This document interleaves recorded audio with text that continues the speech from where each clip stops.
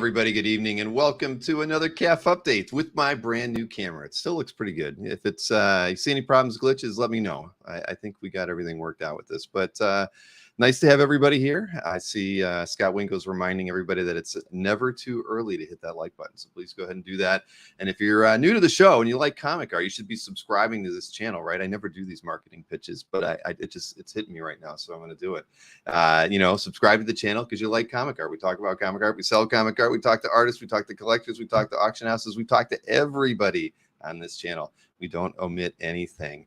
But speaking of omissions, I did omit some things from the email that went out today. I did forget to replace some copy about Hakes. Hakes is going to be joining with me, in a few minutes to start the show off. We're going to talk about some of the lots that sold during their last auction. And I also forgot to leave out a page I like because we have Chris Cantwell who provided that via Kevin Sharp. So we've got a segment on that as well. So nice to have everybody here. And, I'm not going to leave Alex and Sean Rutan in the green room any longer than they need to be. So here, let me bring them in here and say hello. Hey, Alex and Sean. Oh, gosh. Put you guys in the place of power at the top of the screen. Nice to have you guys here. Nice to, I heard we were talking before the thing, and I know you guys had a busy week last week, so you're still kind of in recovery mode. But how did everything go with the auction last week? Excellent. Our second best auction ever. A number of record prices. One we'll start off the segment with here in a minute. But yeah, great turnout, great response. Certainly helped that we promoted this at San Diego Comic-Con the week prior. So Sean can jump in, but I couldn't be more pleased with the results. I'm afraid to talk now, Jason. Jason threw me some shit. We'll talk about it. Yeah, mom's the word. I'll try to be concise and brief. Also, I like your camera, Bill. Looks good. Thank you. But so you did you go to San Diego, Sean? I don't recall. Nope, Kelly was there. That's what I thought. It was Kelly. All right. You never get to travel. How does that work out? I have flying phobias. Oh. You're going to be at OAX, right? Both you guys, I think, are going to be at OAX. Is that correct? Oh, for sure. Yeah. I'll be there, buddy. Yeah. All right. I hope so. Yeah. So, and Sean was just said he did Heroes Con for us, but he was able to drive. And Sean, you did do at least one San Diego with us. Yeah. That's the last time I was on a plane. Yeah. It's not the plane. Like if I was rich and had a private plane, I'd be down with it. I don't like the man with the rubber glove at the TSA. I can do without that nonsense. So I thought you were going to say Kelly sitting next to him on the plane. No, that's fine. I've never met the man with the rubber glove at the TSA. Sean, apparently I have one of those faces. They're like, hey, why don't you step over here, sir? Yeah, we don't want to know anymore. But so anyway, so we'll just hop in and look at some of the lots that you guys set up for me. And but maybe before we start, Alex, we were looking at that photograph earlier. Maybe we can start with that. So I didn't know. Obviously we did your interview recently, but you've been interviewed by some of the local papers and everything too. Even look at this piercing glare. We could see the art and images and things you have on the wall that we usually don't get to see there. So yeah, that's a different view. That's where the wall I'm facing and the wall right behind me. So one wall is concert posters, and then the other wall has some art, signed albums, Prince poster. My whole office is purple, dedicated to Prince. So yeah, that's a different view than normal. That's the view the employees get when they're probably not in a good position to negotiate, right? Correct. That's the face they get too there in that photo. All right. Well, we're not getting that face tonight. So let's take a look at some of the lots here. I know we're starting off with a piece that isn't comic art related, but I know it's something you guys are pretty proud of. It was the Spider-Man 1 sale, 9.6 that sold for over $500,000 with the buyer's premium. So tell me about that, because I'm not as much a comics guy as far as following prices these days. Yeah. So we had high hopes for this. We knew it was going to be the best item of the auction going into it. It was the reason we put it as the sole item on the front cover. We certainly were hoping for 350,000. 400,000 would have made us happy. Anything over that, it didn't surprise us. But 520,000 is certainly a stand-up price. The last 9.6 that sold was November of last year, and that brought 336,000. Now that did have off-white pages versus this having white pages. Having said that, to eclipse that by almost 200,000 is tremendous. The consignor is thrilled. We're getting lots of great publicity off of this. Definitely shows that we are an auction house to be contended with everything, and comic books right there. That's fantastic. Now, was this one of those auctions that dragged out because of the bidding, or were the bidders pretty concise on their level, so it didn't drag on because of the the clock extending? Both nights are pretty concise. I mean, there have been times where we have, our timer starts at 9 o'clock. There have been times where we've gone to midnight or so, 11:30. I think both nights this time ended around 10:30.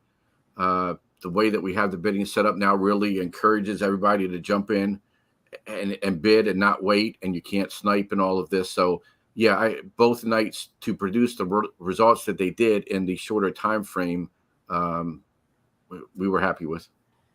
Great. It's fantastic. Well, congratulations on that. Like you say, it's always good to have a happy consignor after an auction. All right, so let's see, jumping into some of the art. I think the first piece was that Neil Adams Green Lantern page that ended, what did it end at? Just over 25,000 with the buyer's premium. Go back and remind everybody what this one looked like. It's a beauty. Yeah. No, that's it's a sweet page, and kind of ended up about what in the minimum of the estimate, I believe. Yeah, we had it 20 to 35.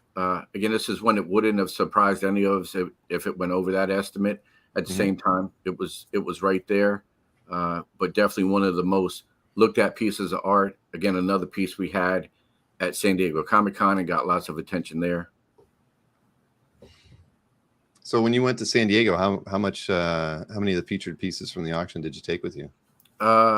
Kelly had a couple dozen comics, at least a dozen pieces of art, and then some other random things, some Star Wars. We had the Boba Fett prototype there, so some Star Wars toys, but 4 showcases altogether. It was the most auction items we've taken to not only San Diego, any convention ever. It was almost $2 million worth of stuff that we had on display there.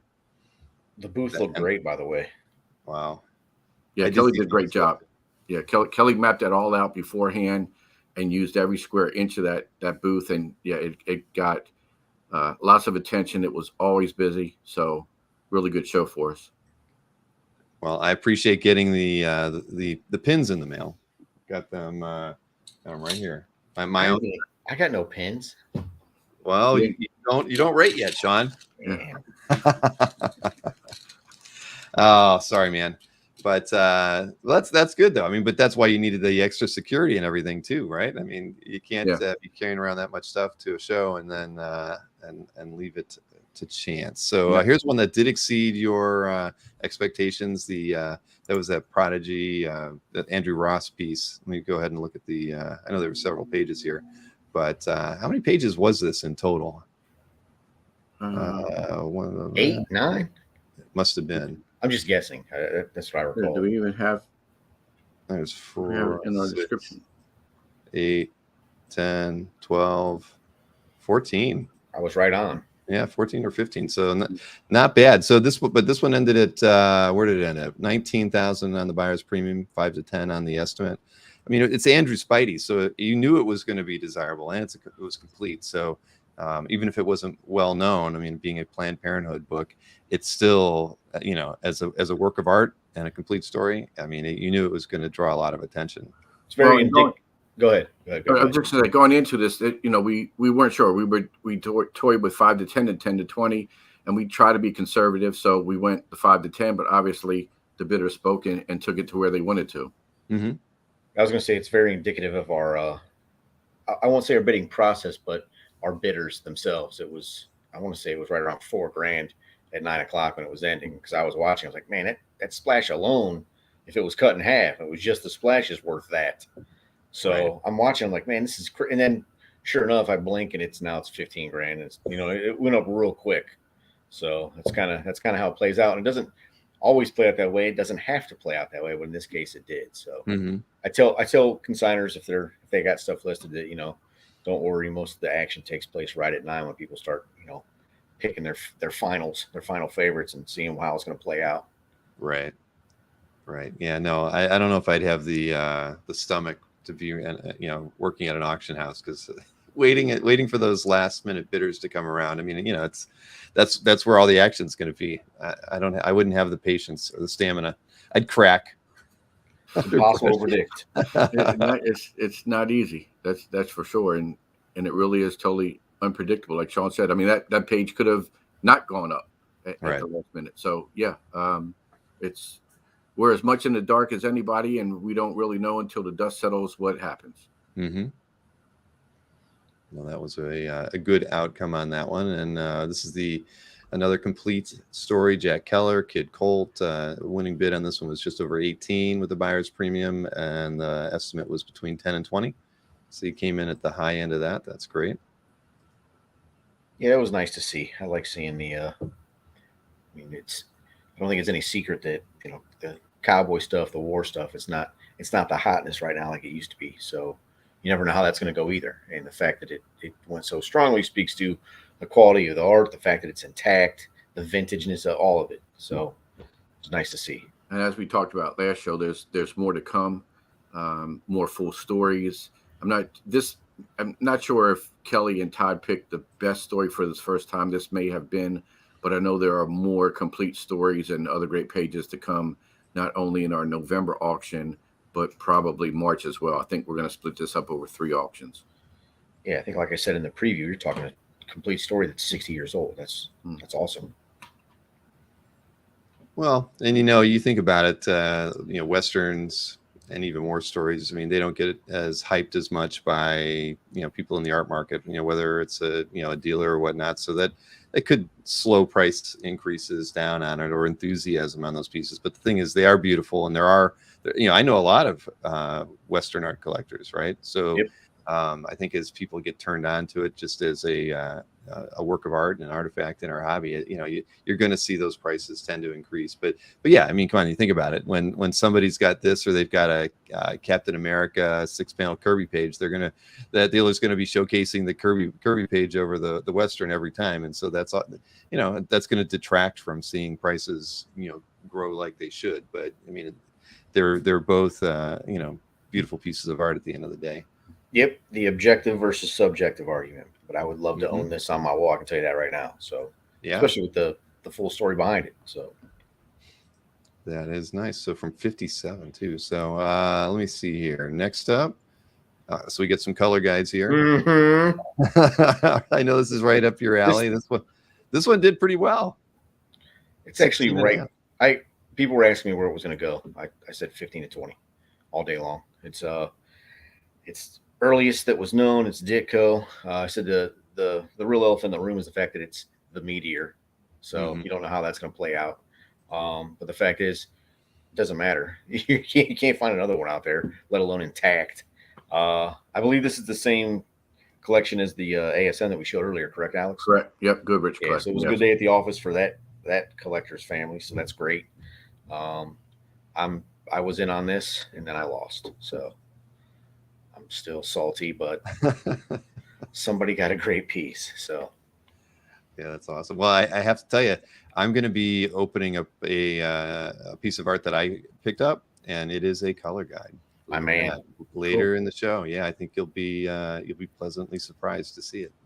But yeah, no, this is cool. So it finished, what was it, just over 16 and a half. So and it had a 10 to 20 estimate, like you said. So I mean, that's cool. I mean, I do think color guides, are their art at the end of the day. They're touched by hand, they're painted and all that. So it's hard to it's taken a while for them to kind of get recognized for being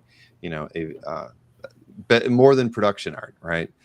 Because they certainly aren't. Correct. Yeah, they're touched by artists, like you said, and like it got to the point I can tell you what made the decision, because I always liked them. What made the decision for me is, can I have what kind of piece of art can you get for 15 grand versus getting Ditko complete story, one of a kind from his ASM run that was obviously short, less than 40 issues. So to me, that's how I was doing the math in my head. Like, I can't, if I spend 15 grand, I don't, my personal wallet, it's going to hurt me for a big chunk of the year, if not the whole year. You know what I mean? So it becomes a battle of how I want to budgetize essentially. And one of a kind color guides for stuff that's truly historic. I found it winning more and more often in the last few years. Cool. Well, sorry I didn't get it, but somebody did, and they're happy about it. So that's fine by me as a Hakes representative. All right. Next up, this is Ken Kelly paperback cover. Went for just over 16, and that's well over the value estimates that you put on it. I mean, this was a beauty. Going into it, I would have been surprised if it if it didn't hit these numbers. I love Ken Kelly stuff, and this is it feels like a special piece just looking at it. I mean, the colors are great. It's a peak period for him, and that's a strong price for a Ken Kelly piece. Well, yeah, and that was sort of the basis of our 2 to 5 estimate. We were again conservative, but using a few examples of painted works by him that we've done in the past year or so, and also other auctions. I mean, I know the Love Gun album cover and the alternate version of Destroyer that both kids albums sold about 32,000 in the last year. I mean, those are about as iconic as you can get. So for this to do 16,000, half of that, yes, a pretty extraordinary price, I think. I agree. That's exactly. You're absolutely right. Yeah. No, I mean it's a gorgeous piece, and I've always liked Ken's work, so it's nice to see it getting the prices that it deserves. And this is that Matt Groening piece. This one went for almost 14,000, so over estimate. But stuff like this, these are so hard to figure as well. I mean, the trading card art market is a tough one to nail down, but there's a lot of collectors who are in that area, and then this one has so much crossover with other segments of Hake space, right? Because it's Simpsons, and it's such a unique piece to begin with that it's not surprising, right, to see something. Because it was the non-sport people, it was the Simpsons people, it was the art people, it was the graded card people, and our 5 to 10 again was sort of based on the few other examples that I saw sell, and some of those were actually the card was a 10 and the autograph was a 10. So this card was an 8, autograph was a 10. Reason why we knocked it down a little bit, but at the end of the day, it was the art being a 10 that spoke, and not the grade of the card. And this is another one that was one of the most watched items in the auction. Got good response at San Diego Comic-Con, and the price that we got brought out, Sean doesn't even know this yet, brought another one out to us, and it will be in the next auction. It's actually on its way to PSA right now. So also Bart, a different text balloon, but another example from this rare, mail away incentive card thing. Hey, you just had a compliment in the chat by CW Roll. Got my Star Wars figure today from Hakes, perfectly packed and looks awesome. Thank you. Cool. Appreciate it, man. Thank you. Look for more Star Wars in September. We have an online auction, no catalog, that will be lots of action figures, greatest Star Wars, raw Star Wars. So more coming up soon. Awesome. And so we got this Dan Jurgens Titans cover and Legion of Superheroes, of course. This one went for just over 10, so just over the high end of your estimate. And let me go ahead and click over to that. And this was one that I liked. Like Sean, I chased it and dropped out. As I've said before, I'm a Titans guy. If it were just Titans, I probably would have gone stronger. I'm not a Legion guy, but obviously, there were people out there that were one or both and went after this. Yeah, I've always liked Dan's stuff. This is really nice. Dan's going to be at OAX. Nice. Yeah, I've got him on the show for an interview the Tuesday after next, I think. I think it might be the 15th. Yeah, he's always good. I've seen him on some other shows, talk shows, and yeah, he's great. So no, well deserved. I'm sure somebody's very happy. Hopefully it ends up on CAF. I'd like to see it there when it's all over. Boris Vallejo paperback cover. This one went for just over 8, so kind of in the sweet spot for your estimate on this one. Yeah, this was the same collection as the Ken Kelly. So they had 4 or 5 painted pieces that we picked up actually almost right at the deadline of consignment deadline of the auction. So they all made it in, and 2 of them made our top list here. That's awesome. I always love Boris's signature. Every time you see it, I mean, it's probably from just seeing all the dang calendars that I've picked up over the years. But yeah, I always love his style. So that's very good. Let's see, next one. All right, the Gil Kane Time Machine from Marvel Classics Comics. I like that one here. This one went for $6, and right in the middle of the estimate on this one too. There we go. No, not bad. I like this one. I mean, these were always fun. I enjoyed reading classic comics back in the day. I think it's a beautiful cover, man. Oh yeah, everything you want in a 70s Marvel cover, except Captain America's not on it. Otherwise, that is true. Very, very true. I always like Gil stuff. This is cool. Yeah, and you get one Gil nose out of all of these. And just to answer Margaret's question on the Legion cover, just over 10,000. I'm sorry, Margaret. That was on a different tab, but yeah, just over 10. So right at the high end of the estimates that they had on that piece. And let's see here. So the last one, there we go. Get that highlighted. Now this one went for 4,600. It's a Bagley JLA cover, and I think that was just over the or just around the high end of the estimate on this piece, right? Yeah. This was another one that we talked about on our pre-auction show, that how great it was of just all these characters and double up of DC characters. So this was one of my favorites of this auction. Yeah, it was a good bang for your buck cover auction for sure. Lots of multiple team shots and stuff like that. I love those too. Yeah, that's really. And I'm a huge Bagley fan, so win-win. Congrats to whoever won this one as well. Yeah, and again, if you got it, make sure it ends up on CAF. That's what we want to see it. So you guys, after this successful auction, like you said, one of the second highest you've ever done. I mean, I assume you're knee deep in working on getting consignments and everything for the next auction. For sure. Like I said a little bit ago, we're wrapping up what will be the September online auction, and those online auctions, no catalog, tend to be what we call collector friendly sales. So there's plenty of things in the $100, $200, $300 price range. Not everything is $520,000, right? That we save that for the catalog auctions. There'll be some sketches in there, so there will be an art representation, just nothing, no pages or covers or anything, but a handful of sketches, cartoonist things, plenty of comic books. There'll be about 1,000 comic books, mostly graded, and then there will be some action figures, some toys, some lunch boxes, all of that kind of stuff, and that will go online early September, close the end of September. But as we're doing that, we're working on the next cataloged auction, which will take place in November. You have the dates for that already? Like a week before Thanksgiving, maybe? Yes, we go online October 24th, and it closes the 14th and 15th of November. As long as we get enough consignment. So anybody listening, contact us, Sean, myself, Kelly, see what we can do for you. But we are working on that right now.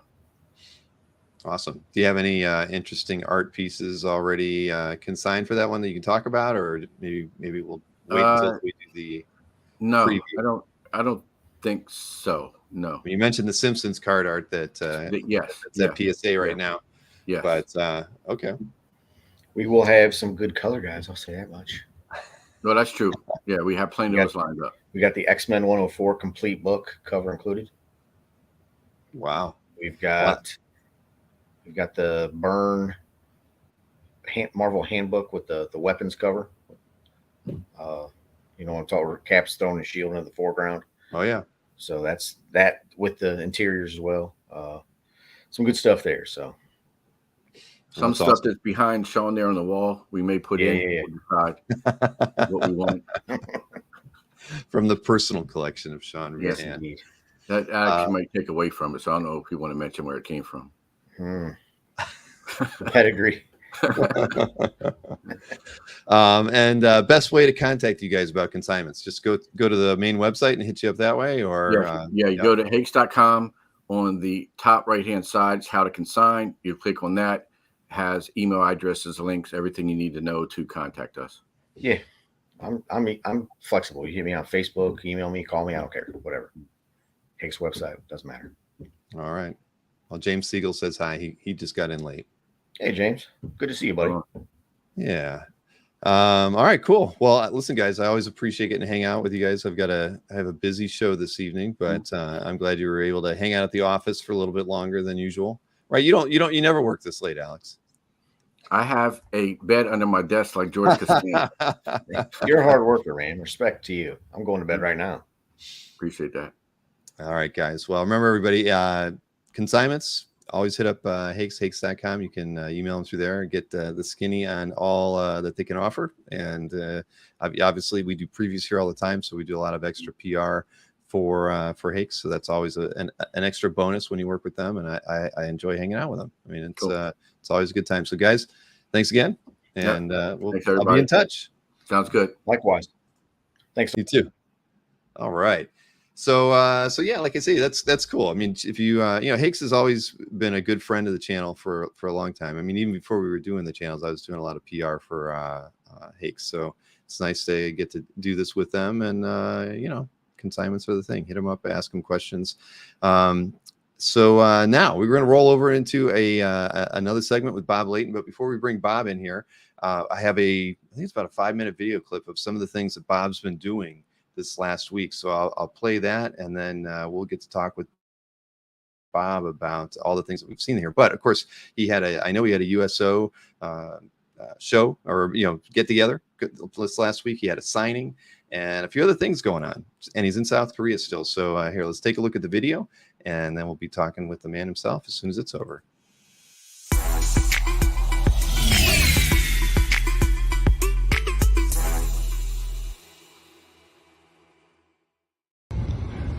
All right, here we are at Dyson Comics Cafe. What day is this? It is. It's Thursday. Yeah. In the future, and we're going to do a little experiment here. I was always curious.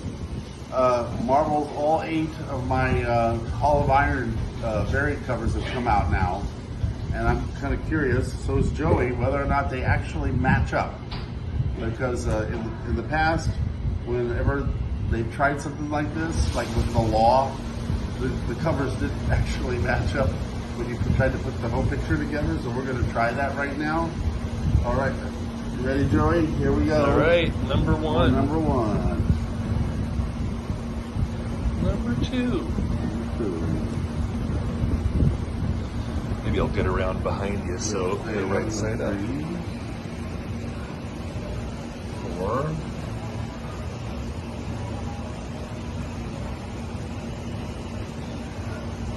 5. That's where they continue to put the barcodes on the top. Yeah, well, that's not the point. The point of it is, the question is, roll the dice, will they match up or will they won't? This one's a little curvy, but they actually match up. How about that? So I'm going to hold that down, and there you go.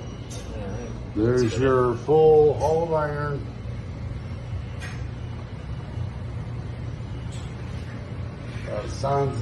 Bad shipping where they sent the books to you curly, which is not your fault. So they actually match up. There you go. How about that? So there you go. 8 months in the making there. We finally got it all together. Woo! All right.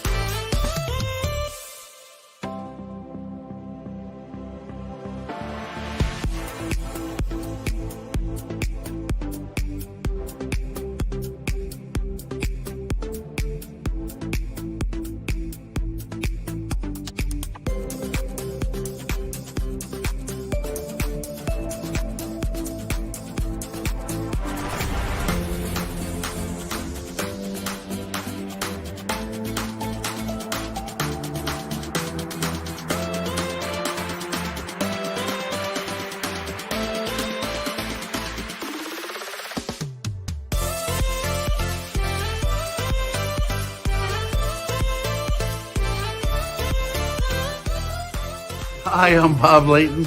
I'm here at Camp Humphreys.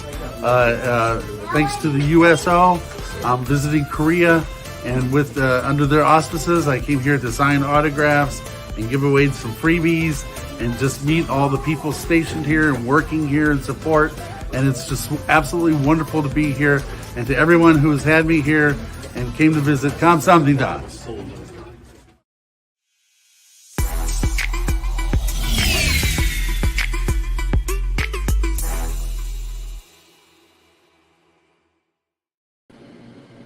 And hey, it's Joey. It's Joey. Bob stepped away. Hey, there's Bob. He's probably signing some autographs there in the back. The big store. You know, it's like, I'm back there. Yo, what's Hey, up? how's it going? That's fine. Boy, look at this camera work. Isn't this great? It is. It's fantastic. Yeah, the head of the USO there made me look Uh-huh. like a dwarf. He was actually like a head taller than Joey. Oh, I thought you were sitting down in that one, Bob. Yeah, I know. It's crazy, isn't it? Man, damn. You know, so yeah, I thought I'd give you a long shot of the store here so you see actually how big this place is.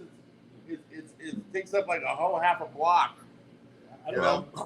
Marcus in the chat said it was a grand entrance, Bob. Oh, well, thank you, brother. Hey, listen, you know me, I'm a showman. Hey, listen, the other thing is you got it on tape, and I'm glad Castro was able to slip that in at the last minute. I signed my first automobile.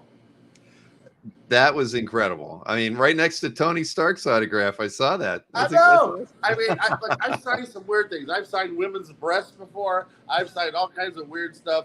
Tennis shoes, you know, you name it. It's the first time I ever signed a four-wheel vehicle.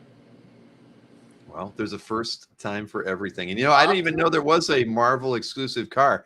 But yeah. Castro sent me a link to this thing. Here, watch it. Let's see if I can find it. Yeah, it's awesome. Check it out. Yeah, look at this. There's no audio to this thing, but this is like the PR video for this exclusive Marvel Hyundai vehicle. I mean, how crazy is that? Check it out, Iron Man car. I love it. Do they only offer these in Korea? I mean, could we not get them in the States? Joe, you know what the scoop is? I don't know. The link I found for it was from Hyundai Australia, so I'm not sure if it was available outside of in the United States or what. But it's a cool looking car, and on the top it's got a big Iron Man thing, and right, exactly. Yeah, it's amazing. Yeah, but Bill, I autographed a car. I think that's amazing, man. I'm glad they had you do it inside on the dash. It was so. I mean, I'm like really because I had to go all the way. I had people waiting inside. I had to go all the way out to the parking lot and sign this. And it was 100-degree heat outside. Yeah, it's crazy. So yeah, but that put that on my list of firsts, bro. And you did that during the USO visit? Yeah, that was on Camp Humphreys. Okay. Army base there. And we're doing another one at the end of the month, right? yeah, in Osan, In Osan. the Air Force Base. Air Force Base. Listen, the turnout, those people were amazing. They were so happy to see me there. And everybody got a little a copy of the Iron Man cover that I did for Joey, autographed. And I had to sign a lot of stuff in Korean writing, which I'm trying to learn now.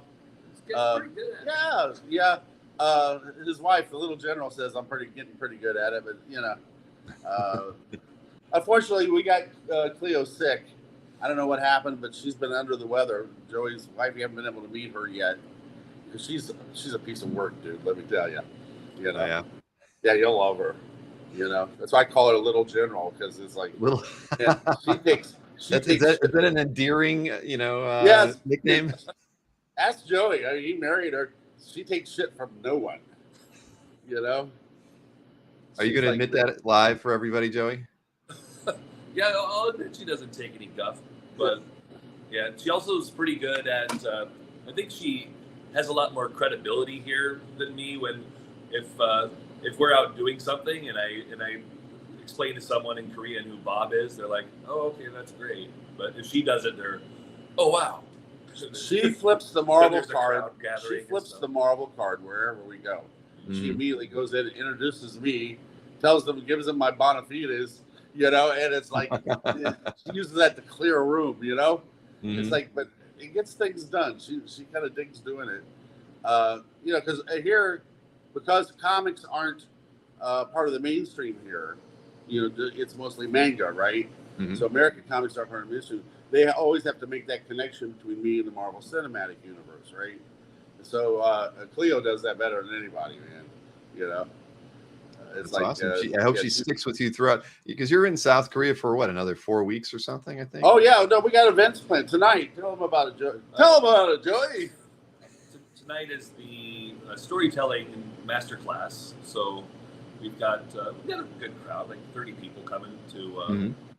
That's about all I can handle in here when I have to rearrange all the tables and change the front of the shop into a classroom. There was standing room only on Saturday. It was crazy.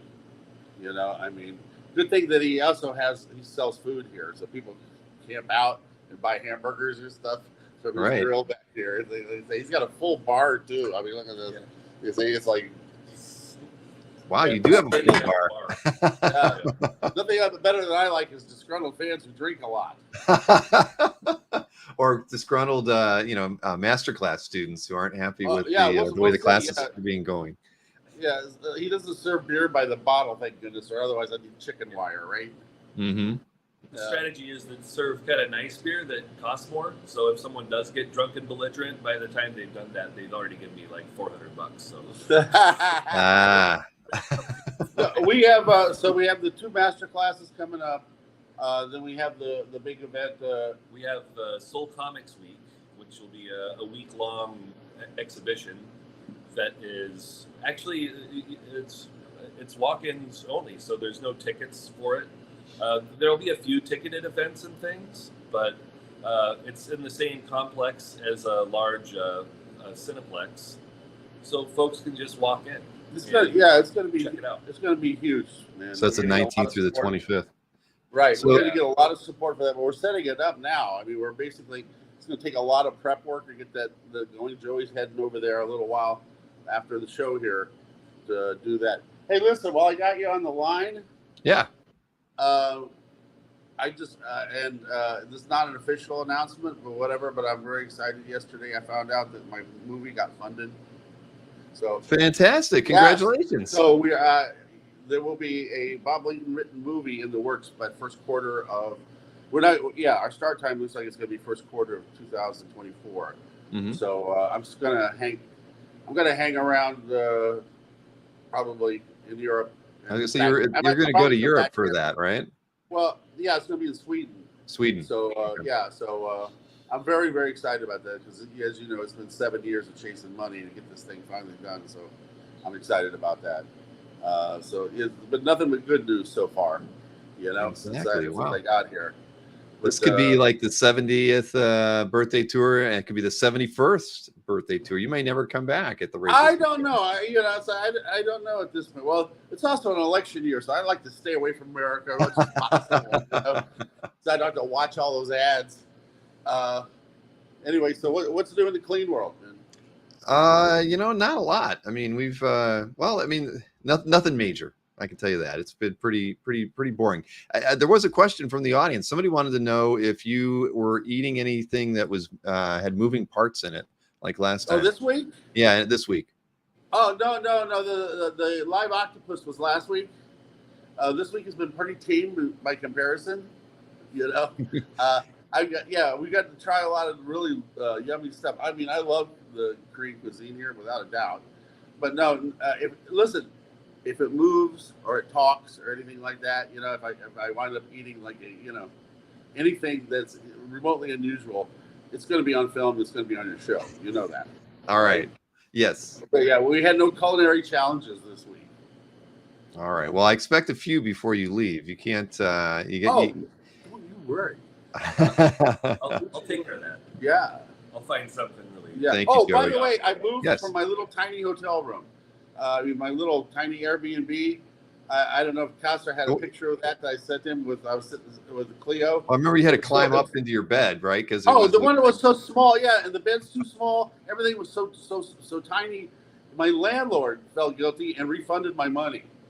Because he's like, you can't possibly be comfortable. He's an Iron Man fan too. So what happened was, the little general got a deal with the boutique hotel across the street, and I'm in the Royal Suite now. Okay, just across the street from the comic shop. I have almost the entire top floor. It has my own patio with a water feature. I have a jacuzzi.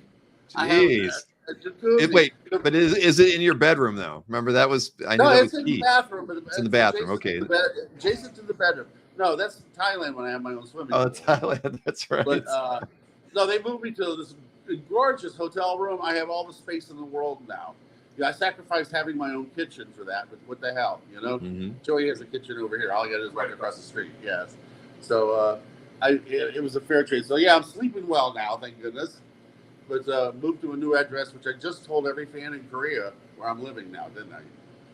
Yes, you did. Now, Peter Rowe wanted to know, Joey, what part of Seoul is the comic shop? I know the web address is diceandcomics.com. That's right. And we're in the Jangan-dong neighborhood of Dongdaemun-gu. So yeah, you'll remember that, right? I will. I'm writing it down right now. But if they go to our old shop was called Dice Latte, so our Instagram is the Dice Latte, and if they go to that, they'll be able to find the address and directions, or they can just contact me there to get directions. All right, Bill. Casper says that you and I are running too long on our segments now. So, well, I think he was saying that my show in general is running too long, and so yeah, but it was you're contributing. We were on for a full half hour last week. Okay, yeah, that is true, but it was fun. We had a great time. But no, that's the whole point.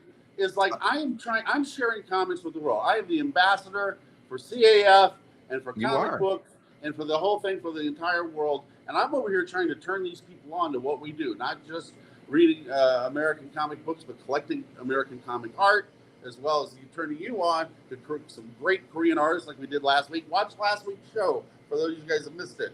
There was some great Korean art on there, and I'm doing my part to try to shrink the world for all of us, man.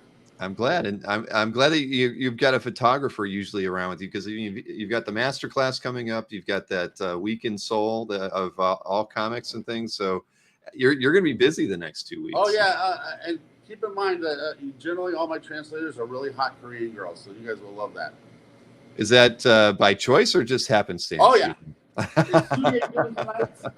No, I think it's June. Okay. Yeah. We will always have a cute Korean girl around to help me translate. Well, that's good. That's good. And if there's not, then the general can sit in when needed. But that's great. Speaking of cute, she's pretty adorable herself. You know. All right. Well, listen, guys. I know it's morning there, so you probably are thinking about lunch and things. I don't know. Hell, I've only had my first cup of coffee. You're lucky you got me.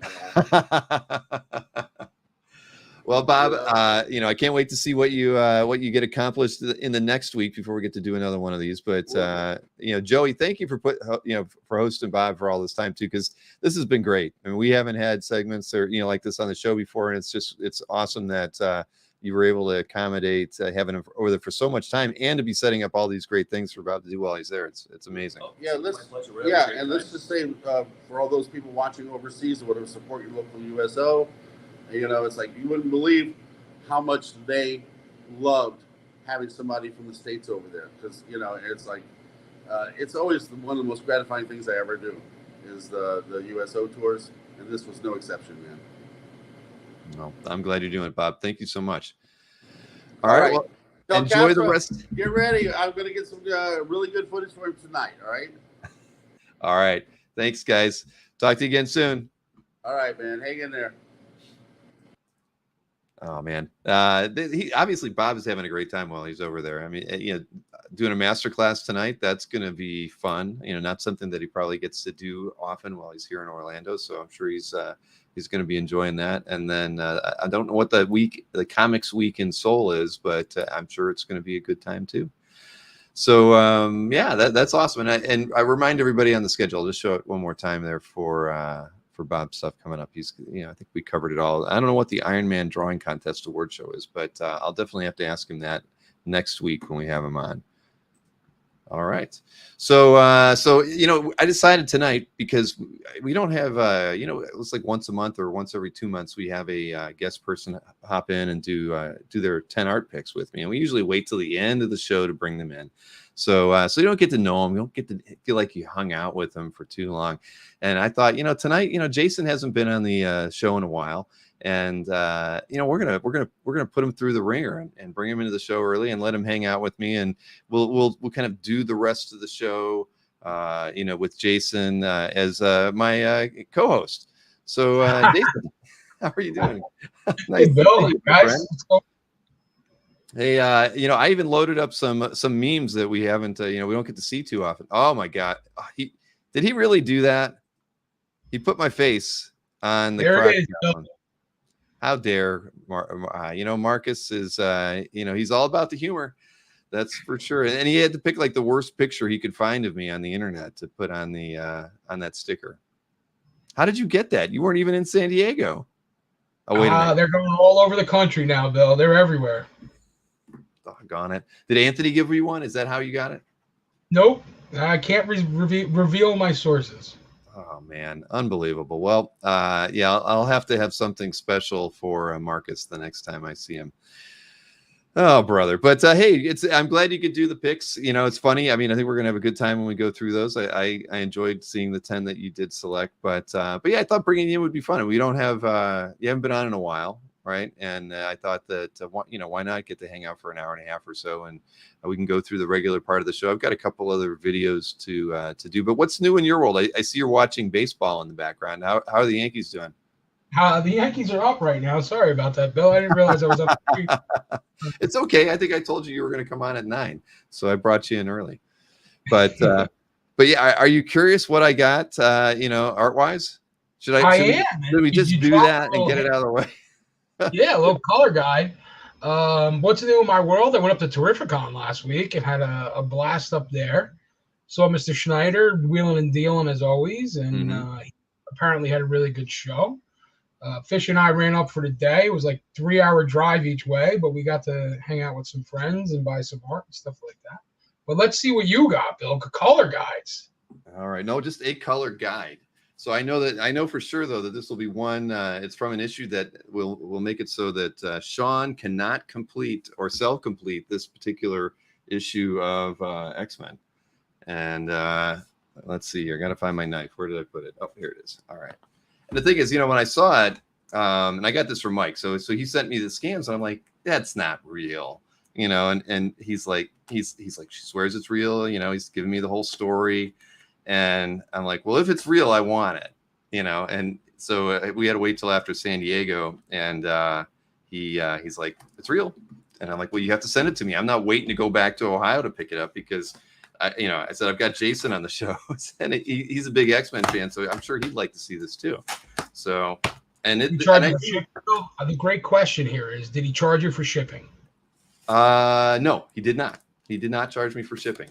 And Anthony, you hear that, Anthony? I got it free of charge with the shipping. Man, it's like taped on the inside. What the heck? But the funny thing is, I do actually own another color guide, and I got that from Mike too.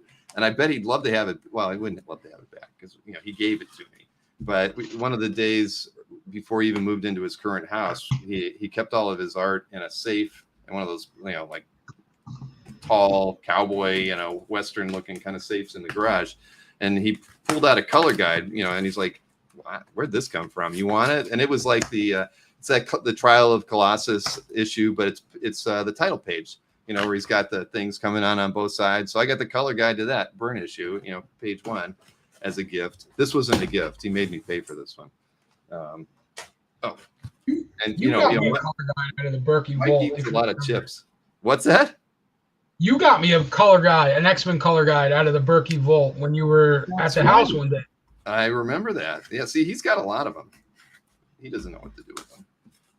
And it's back to when we were talking. When I was talking about like Westerns versus Kirby caps, right? What's the dealer going to go for first, right? Is he going to go for a color guide, or is he going to go for something that he can sell for more money quicker? He's not going to put the color guides up.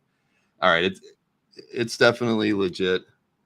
Let's see if he's got it in multiple bags here. So I'm going to take it out of everything so that it can be seen without any glare on it. Come on. It's delicate. I don't want to damage it. Well, maybe I'll have to leave it in there because oh, nope, there it goes. All right.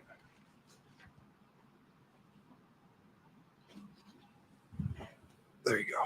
Oh, wow. Here, I'll full screen it.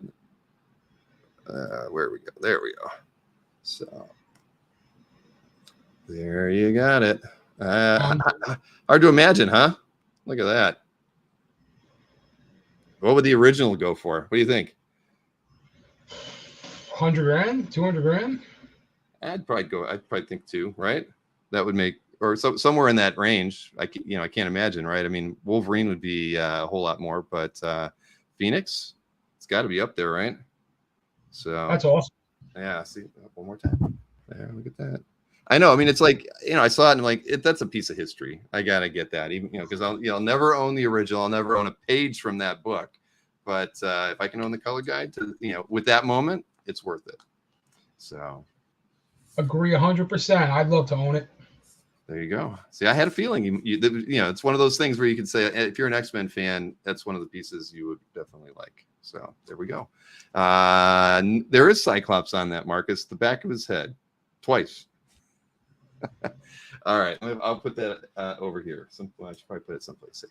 But there we go. So there, I can scratch the opening of the artwork off my to-do list tonight. So cool. Do you have any art to open, or have you already opened everything that's come in the mail today? I didn't. I don't have anything to open, but I can do a little kind of reveal here. I mean, yeah, I know a lot of people know that one of my goals in art collecting was to have a page from every X-Men artist on the main title, right? That's right. So I completed that goal this week. I just got this DPS by Ian Churchill from Ian, and that is the last artist that I needed to get a piece from every X-Men artist. So it was opened already, but you can see what I got, and my goal is complete. Dang. Well, I love Churchill, so congrats on that one. That's great. Yeah, that was surprisingly the last artist I needed, and somebody linked me and told me to go to his site, and he had a couple pieces, and I worked something out with his wife, and I had to put a couple other things on the back burner, but that had to happen. So we are here. We are complete. Man, yes, we both did well then this week. That's pretty good. And you said you picked up stuff at Terrificon. What kind of stuff did you pick up at the show? I didn't pick up a lot. We were only there for a couple hours. The best thing I got is I had never met Alan Davis before, and Alan had prelims of his X-Men work, so I picked up a whole sequence of them playing baseball. And this is the splash, and there's 4 or 5 other pages. They're prelims, but they're full size, and they're pretty well put together. And I got to meet Alan, and he signed the work, and we talked for a couple minutes, and that was probably my highlight of what I picked up at Terrificon. That's awesome. I mean, Alan's gotten around a lot, being here working with Hero or whatnot, but so it's great to see him so often. This year, Hero hasn't done this too often in the past, but to bring Alan Davis out and to so many shows, I mean, it's a treat. We've been very fortunate to have that going on this year. You should actually have Larry Tunn on next week or something, because Alan had never met John Byrne before, and Paul saw that. I saw the couple photos. I saw Larry walking around the background of John's his office, probably looking at art. Yeah, so Larry's got some inside information if you want to hear about that. It's pretty historic. Think about those guys have both been in the industry, 40, 50 years, and they never ran into each other till now. So I thought that was pretty cool. That's not a bad idea. I will make a note and ask Larry if he'd like to join us next week. That'd be fun. Let's see. Yeah, but everybody's asking, are you going to be switching to DC now that you've collected every X-Men artist? No, it's going to be, right now I'm going to be on a slowdown because I'm pretty broke. But it'll be upgrades and it'll be additions. There's other stuff I want, but we got the boxes checked right now. Steve, whenever you want to come over, let me know. You're more than welcome to check out the Museum of X-Men Art. I guess I feel like I had something else to show you, but I guess not. I thought I picked up something. it'll come to me later, I'm sure. But hey, yes, everybody knows I messed up the mailing today when I sent it out. I omitted things. I didn't delete text from last week because I did the darn thing in the wrong order when I was putting it together. But as fate would have it, one of the thing I left in there that I should have removed is, or wanted to remove, was the thing about Matt Allison. Remember, Matt was on with me last week, and he was taking 2 different commission sizes. I think it was 5x7s and 8.5 by 11. The 8.5 by 11s all sold out. Fortunately, I got one, so I was happy to do that. And I actually waited until Monday to send the email. I figured I'm going to give everybody through the weekend to see. And I wanted to get a black and white one, but I would have upgraded the color if I had to. And it turned out the color ones were all sold out, and there was only one black and white one left. So I took the black and white one, but nobody picked up any of the 5x7. So I just as a reminder for everybody, where was that? It was this slide here. So that Matt Allison is still taking these. As far as I know, none have been. He was going to do 3 of each of these. The 5x7s, black and white at 175, color at 250. If you're interested in them, you can shoot Cam over at Inky Knuckles an email at inky@inkyknuckles.com to pick those up. So three each in the black and white and color, at least as of Monday, we're still open. I should have emailed them before the show to find out if anything was still left. But yeah, so that's good. At least the big ones sold. And Matt said that he would let me know in October if he wanted to take on any new ones. So I would assume if he doesn't sell the 5x7s, he'll do some more 8.5 by 11s before the show. Anyway, yeah, everybody tells me I should be going back to drinking Coke, but I'm still drinking these dang. Right, here you go. I'm sure some people are still waiting to see what other announcements you have before they sign up for certain commissions. I know. And like you saw Kazra mention that, Bob Layton, he's talking with Bob, and you never know. I mean, clearly now Bob has other things going on. He did have this movie pitch that he was, had out there that wasn't sure if it was going to get confirmed or not in Sweden. And he just told us obviously that he did. So hopefully he'll still do something. Bob's prolific. He can do a lot in a small amount of time. So we'll see. But my hope was he was going to do some cover recreations that we could line up in advance, because he does a bang up job on those. We've seen him on Nick's show several times, and so we'll see. But I saw there was a question earlier too about other guest announcements, and not at the moment. I mean, do we have other confirmed guests? Yes, we do. But am I able to confirm them here with anybody right this moment? No. Maybe next week we can. And at the very least, I guarantee you we'll have more OAX stuff to talk about next week. I'd like to have a couple other artists on to talk about some of the pre-con stuff that they are going to do.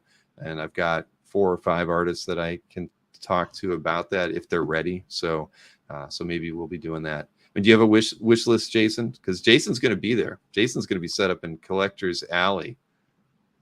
Do I have a wish list from artists, Bill? Well, yeah. I have, obviously there's a wish list of any X-Men artist that I like, but I have put a few suggestions in Kazra's ear on people I'd like to see there. So hopefully he's working on it, and hopefully you get some stuff announced.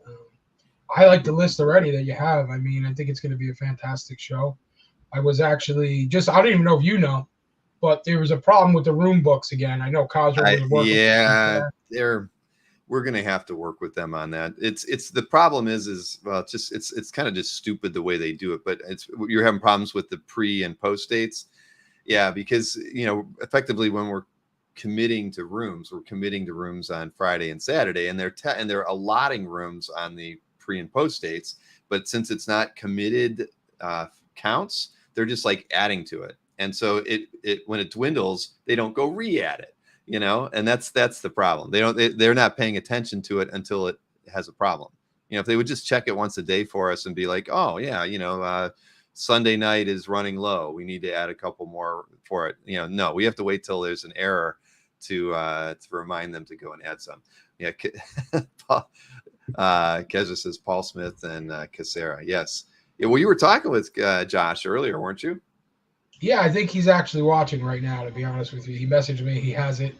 on his wife's computer while he's working. So he may be checking your show out for the first All time. right. So, well, then he knows he's on your wish list. And we knew Paul Smith. I mean, Paul Smith's on my wish list too, but you were the one who, well, I think everybody was, that I spoke to made it sound like it's probably an impossibility, but, he likes to ride his motorcycle and he likes to do art when he feels like it. So what are you going to do, man? Right. I mean, to each their own. They are not art monkeys for us to just tell them what to do. I mean, I guess we should feel lucky that he still does art drops, still draws in the style that we love, and we get to pick up pieces by him, right? So, and if he ever wants to go to a show, we should always just say that Paul Smith has a standing invitation to come to OAX, all expenses paid. He just needs to commit to coming out, and we will give him a table. I'll be his personal chaperone, Bill. I promise. I'm sure you will be. You'll be like, can I have my collector's table set up right next to Paul Smith? Yeah, it won't be hard to be first on his list that way. Ashley White says Simone Bianchi. Yes, we have Simone on in September, so hopefully we'll be making some announcements with him at that point. You never know. As Alberto mentioned, there's a party at Universal on Monday. That is definitely for sure. I'm gonna be going over there on Monday. So anybody who's staying an extra day should plan on doing that. I have a feeling that I don't have a feeling. I've already talked with Adam Kubert. He said that he would come over around lunchtime and hang out at the Islands of Adventure, where he did all the art for that. I'm trying to encourage who else? There's a couple other people, but I would like to get Bill Morrison in because he's got a lot of the art over in the Simpsons side of things, maybe around dinner. So we'll just make a day of it where some of the artists will meet us, and we'll all just get to goof around and hang out and have like meetup times at the park to kind of get back together. So Alberto says, get us Mike, Zach, Bill. That is not that is not on the table, unfortunately. I did ask. I definitely asked, but Mike is just enjoying his retirement a lot, so he's not interested in doing shows at this time. But I'm good. He works with Chuck Costas. Chuck got us Gerhard, who works with Chuck as well. And so, if the opportunity ever presents itself, I can guarantee you that Zach knows or will know that he has a standing invitation to come anytime he wants. So.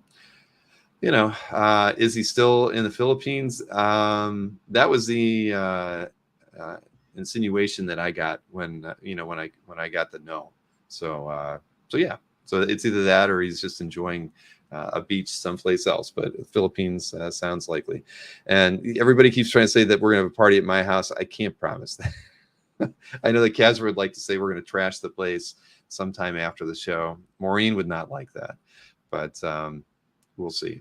Art Adams, you can wish. Yeah, you can wish. I don't know about that. We have been talking with Jason, though. We've been talking with Jason, and we've been talking a bit with, a couple other reps. Won't mention their names. So, but the thing is, and you've heard me say this, Jason, everybody's very interested in doing the show. That's the thing.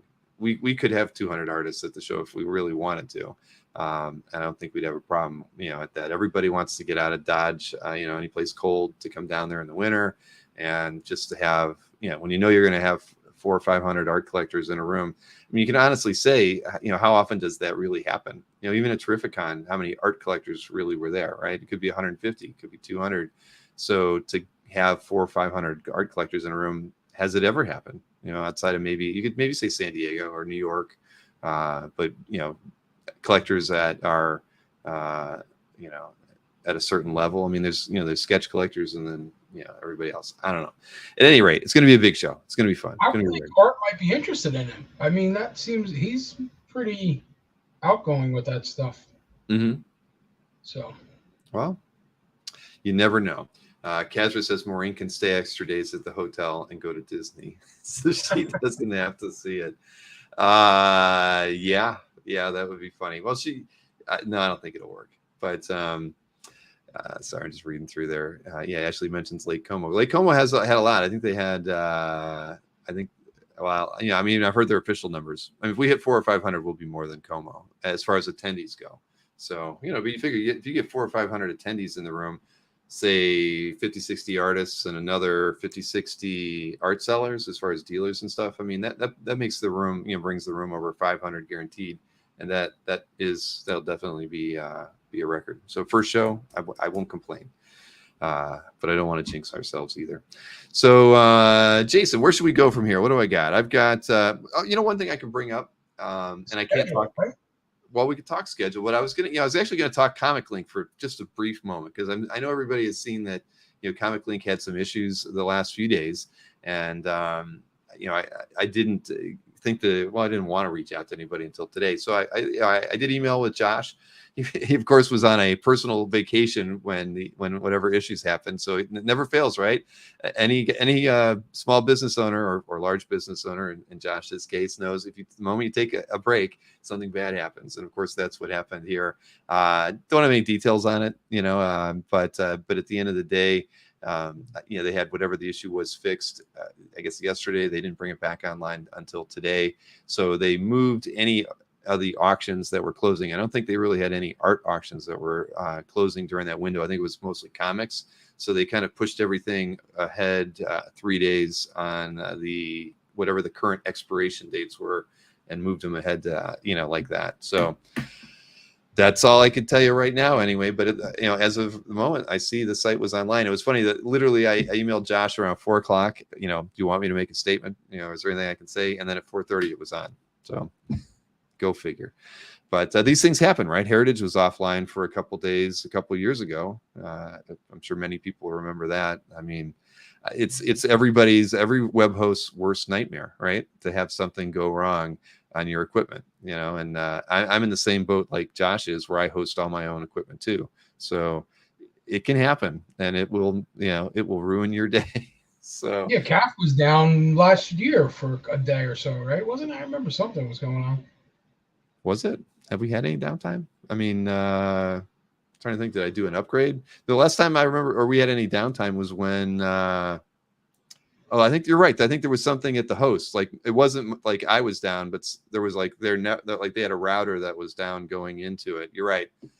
I forget exactly. That's why I didn't feel like it was me. It was something else. You're right. I think CAF had its own upstream. He was having a panic attack because he couldn't see new art being posted. He was texting me. But that's how it goes. That's why one day I hope to transfer the responsibilities of managing the website to somebody else, as far as the technical side of things, because it is. I mean, that would be the thing, that if something goes wrong, I'm the only guy to fix it. Right now, I would not look forward to that. Anyway, so that was that. So I've got that. I'm scratching stuff off my list. So schedule, I actually didn't update the slide, but I have a fair number of things to update on the schedule. So I'm glad you mentioned that. Let me go ahead and share the calendar with everybody here, because I was busy. I was finally, I kind of like laid off doing collector interviews in earnest for a while, just because I got a little burned out on doing them, and I was doing a lot of artist sales shows or interviews only. So let me see here. We're in August now. What do we got now? Next Monday is going to be the sketchbook show. Then Tuesday, I've got Greg Goldstein on. That should be fun. I've known Greg for a while, so it'll be interesting to chat with him. He's had a CAF gallery for quite some time. He's got a very good collection of art. Don't have anything on the 14th, but I've got Dan Jurgens on the 15th. And I should have mentioned Dan Brereton art sale on the 12th. Dan's got, he's done a lot of new pieces again. Not as many as last time. He had like 50 pieces last time. I think he's going to have maybe 30 this time. 50 was a lot. Made for a long show. Julio at Terrificon. That's right, he was. Did you pick up anything from him, or at least talk to him? No, I did not. There was a Phoenix in there that I was pretty tempted on, but just couldn't swing it at the moment. Yeah, all right. I like Dan, so that'll be a good show. But so then I've got, speaking of Dan, I got Dan Jurgens on the 15th, like I already said. I've got a show with Andy Kuhn on the 19th on Saturday, and he sent me like 75 artworks, which of course we're not going to sell all of them, but he sent me a lot, and some new work, old work. I haven't been able to go through it all. I mean, the new work is a lot of Teenage Mutant Ninja Turtle stuff, some covers, and stuff that I hadn't seen before. So I'm not quite sure. He and I are going to have a call tomorrow, and we're going to kind of figure out like what from all of these pieces he sent me are we going to have in the first sales show, and try to price things too. Then we've got an amateur show with Jordan and Matt DiTullio right after that on the Monday. That's gonna be fun. I've got Kelvin Mao on the 22nd, and Kelvin's somebody who, you know, I know everybody knows Kelvin, right? But it's like I've never really talked to Kelvin, so it's going to be an interesting conversation to hang out with him, because you know, he obviously did the Dave Stevens bio that came out. Was it this year, or was it? No, it was late last year. So you know, we'll talk a bit about that, but we'll be looking at art from his collection. I've got Lee Parmurder, who's in the chat a lot, on the 29th. And I got a show with JP Coyson on the 28th, Howard Chaykin on the 26th. See that Simone on the 2nd, selling some artwork there, and probably making some announcements. Michael Feldman, regular in the art groups on Facebook, he's going to be with me on the 5th of September. And man, Amanda Connor on the 9th, Dexter Vines on the 16th, then it's Cowan on the 30th. Busy, busy, busy, Jason. Where's the Hembeck? Where's the Hembeck date? You know, I've got people working on Hembeck. I'm trying, man. And he does have an invite to OAX, but that's, you know, that's still, you know, he's got things going on. That's the thing with Hembeck. I want to, man. I don't even want to do a sales show with him. I just want to have him on the show, talk with him. I know that would be one of the most raucous chats we might ever see if we could get Hembeck on a live interview. Yankees. Here, I can show you this one too, Bill. What's that? I haven't put this on calf yet either. Uh-oh. Broke it. Man, don't damage the art. What would Yoda do? Why is this? I picked this up off eBay. Wait a minute. Wait. Oh, recreation. Sweet. Of 181. That's not in the world yet either. Dang, that's nice. Now that was not from Hembeck though, right? Was that like from a? No, that was a guy in Canada had it. He commissioned it from him years ago. Well, Fish thinks it's nice, and Anthony wanted to know you're an amateur for dropping your phone. Thank you, Anthony. It happens, guys. Right, exactly. I'm expecting my camera to drop out at some point now. But when is Adam Kubert #2? That's a good question. I actually shot Adam an email a couple days ago. Just he and I haven't talked since I don't want to say since the art sale, but you know, he had a bunch of cons that he went to. I got knee deep in OAX and stuff, so I emailed him I think on Tuesday, just saying, hey, you know, we need to kind of circle back, talk about what we were going to do as far as because we were going to do a gallery of artwork that, you know, he has still in his possession that many of you I'm sure would love to see, and we hadn't really talked particulars on that yet. So I reminded him we needed to talk about that. I reminded him that we talked about doing our next sales show at his house and how would we set that up, and when did he want to do it, and I haven't heard back from him yet. So we'll see. So hopefully I'll have some information about Adam next week, and you know, and I do think that Adam will probably be doing something pre-con-ish for the show. I don't know what. We had talked about it early on. I mean, and he was like the second or third guest that we secured, and you know, it was kind of a general concept at that time. Would you do something in advance of the show for us? And he had said yes. So we have to talk about it so we can figure out what that may or may not be. So we'll see. Our Hembeck guy on the inside said he's freeing up though. Oh, Jeff said that. Okay, because Jeff has been my guy on the inside helping me. Because I know Jim McLaughlin from Hero knows him as well. So he had asked a couple times, but I don't think it really went anywhere. So Jeff, that's good news. If we can get Hembeck on the the channel would be fun to get him on a show. If we can't get him out to OAX this year 2 is fine too. I have met Fred a few times at cons, but it's probably been like 10 years since I've seen him at a show. Let's see. Tell Hembeck that every single buyer of his sketch cards that would make him work really hard in the lead up to OAX, and wouldn't that would make many of you, you know, you would have such a quandary. Whose table would you go to at the beginning of OAX? That's going to be a tough question, right? Because there's going to be so many artists in there that are pretty much all sketching, and then if you have Hembeck in there with a portfolio full of 150 sketch cards, and you need like the thing to finish your FF pairing that you've got in the binder, that's going to be a tough decision, especially if there's only one thing in there. So yeah. Well, Bill, collector tables, we get in early, right? We have to set up. Yeah, but we're going to shackle you to your table. We're that we've thought about that, not necessarily with the collector tables, but it's something that was on our mind from the beginning with Casper and I, just thinking it's like, all right, we got to avoid that exhibitor badge issue, and not from the ones that are given away for free, right? That's why when you didn't get when you and Mikhail talked about doing a collector table, we didn't send you like the spec on the what we're selling for booths, right? But in every case, it was only one badge. We were like, you get one badge. If you need an extra badge, it's full price.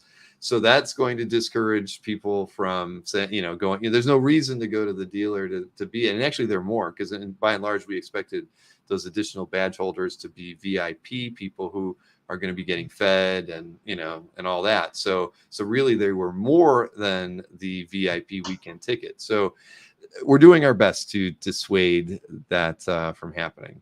So, but you can't correct everything in this hobby. Trust me, I'm going to be walking around. I'm going to be wanting to buy stuff too, but I know I won't have any time. Let's see. I'm trying to make sure I didn't miss anything in the chat. Are you watching the chat for me, Jason? You should be. I'm trying. Yeah. Well, Kazra's he's asking questions and getting answers. Who do you have doing security? Murdoch wants to know. What are you volunteering, Murdoch? I do actually have a friend who's done security at a few shows. Who I won't mention his name yet because I can't say that I've got him to come out. But he's somebody who I've talked to already, and I told him that I would definitely put him up if he was willing to come to the show and act in that capacity for us. Just because there's only so many volunteers you can get, and the one thing I did learn from Big Wow is the bigger the staff you have, the better. So if you have somebody dedicated to security, and also maybe overseeing some of the volunteers, it's a good thing. Murdoch says what's that? He can do security. Okay. And the venue has security too, Casper says. That is very true. They have security in the evening, so when it gets locked up. So, certainly I'd encourage people, if they've got super valuable stuff, probably to take it back to the room. And the hotel elevators are literally right outside the entrance. So it's not like you have to carry anything very far. That's one of the nice things about it. They're putting everybody up in the South Tower, which is right at the entrance on the ground floor to the main rooms. So will there be no, Jeffrey, you need to come and to the place and show your face.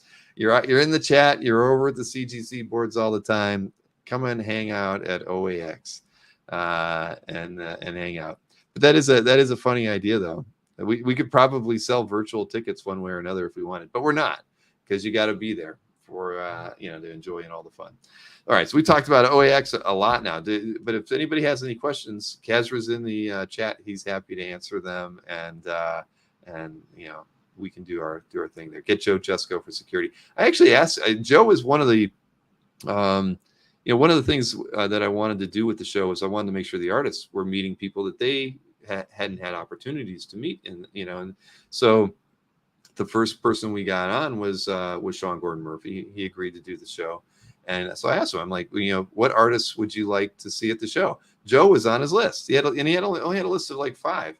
And so, and the other ones were actually a little more obscure. Boris was actually one of them, and somebody who he's never met. And I'm like, well, I know the guy who runs IX. I'll ask. That was a no, because Boris is he's up in age and a little harder getting around. So a flight wasn't going to be isn't going to be in his future. So I asked Joe. I'm like, hey, I'd love to have you at the show. I'd love to have you on a chat. Anything you want to do, but I want you at OX. And he's like, I can't commit that early. I know he was at Terrificon, even though he had his flight issues. Yeah, we missed him on Friday because he didn't get in. Fish was excited to see him, and that was a bit of a bummer. But yeah, he did make it Saturday. that's but so Joe was invited, but he said no initially, or he didn't say no. He just said, I can't think a year in advance. So I'm like, all right, well, I don't know if I'll be able to offer him, the opportunity to come, if we wait any, too much longer. But you never know. And I see Alberto says we should have scanners in the hall so that people can post stuff to CAF right away. I like that. I mean, I always talked about the one thing that CAF could use is an app that really is all about just being able to post your art, because it would be terribly cool to be at the show using an app on your phone to just take a photo of it, crop it, and fix the lighting on it or whatever, and then upload it to your CAF right from the show. I mean, how that'd be totally cool. You could actually set up kind of like a virtual watch party on CAF for people posting their art on a weekend if you set something like that up. So great idea. I mean, how do you execute it? I don't know, but that'd be interesting. Chuck wants to know if Scott Doonbeer will be there. I haven't talked to Scott in 2 or 3 months. Scott was one of the people I approached originally to help kind of approach artists, and because I didn't feel I'd have a lot of luck doing it on my own, and it turns out I really was able to get a lot of this done, Kazra and I together. But I haven't talked to Scott in a while. I want Scott to be there because Scott works with Hero. He does a big Hero auction at Baltimore every year, and I asked him to facilitate getting maybe even a dozen pieces from artists that weren't going to be at OAX, but pieces that we could bring in and auction off exclusively for Hero. Because Walt Simonson, of course, was somebody I'd love to have there, but Walt doesn't travel too far from home. So, and he gets a piece from Walt every year. I mean, it'd be great to have a Walt Simonson piece in the OAX auction, even though Walt's not there. And if it was all going to Hero, all the better. And so I'm still going to work with Scott to try to make something like that happen, to even have just a dozen Hero centric 100% pieces in the auction going towards Hero. And Scott he's the perfect person to help organize that, because he does the same thing for Baltimore. Hey Bill, I have a question about the auction for OAX. Yeah. So that's going to be only available to people at the show, right? Unlike the plan, right now, as of right now, is that we are considering, because I think this is the best approach, would be to allow for proxy bidding ahead of the show, because it's twofold, because I still think most people bidding will be people who are going to the show, but it helps us set an initial price point to start the bids while they're at the floor, and then at the floor, because we'll cut off any proxy bidding in advance of the show. I don't know what it would be, 3 to 5 days, but it'll hopefully, say we have 60 pieces to sell, I'd rather be starting closer to the finished price, or, rather than starting lower and working higher. Because, we've seen auctions that we've done, live, and we've always run into problems where they, take longer than we'd like. So what's your opinion on that, Jason? I mean, I get the exclusive idea for people who are at the show, but, one of the things too, I mean, and just so you know, is that we're splitting the auction price with the artist.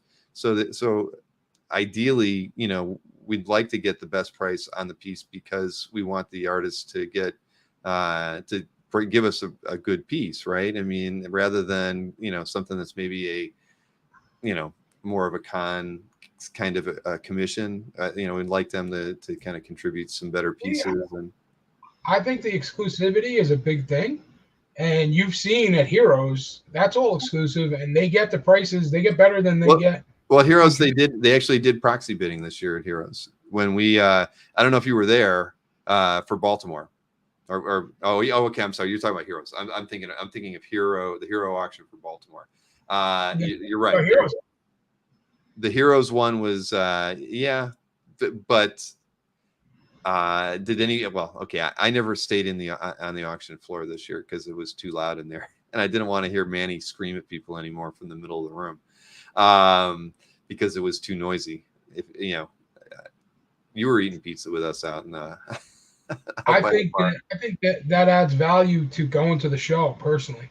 It does. It definitely does, because I mean it lends itself to more deals, definitely. Well, we'll feel. I can tell you that we will not do what they did at Como, which was not have the auction at all and then have it on at Comic Connect or wherever they're doing it after the show. That will not happen at all. But again, proxy bidding is something that at the end of the day, like I say, I want to get the best price because we're splitting this. It's not like the artists are giving these to us as a charity. We're saying you get 50% of it, and so I don't know. That's not normal. That's not what normally happens at a auction at a con. So it's just a consideration. It's not brought to us by the artists. I can tell you that. That was just when we started thinking about it. I was like, well, I don't want Joe Jusko to give me a painted piece that's he feels is worth $3,000 and it sells for $800 because we didn't show it to anybody in advance of it. I mean, Joe's not going to be happy with that, and he's probably not going to want to contribute a $3,000 piece next year if he thinks it's only going to sell for $800, right?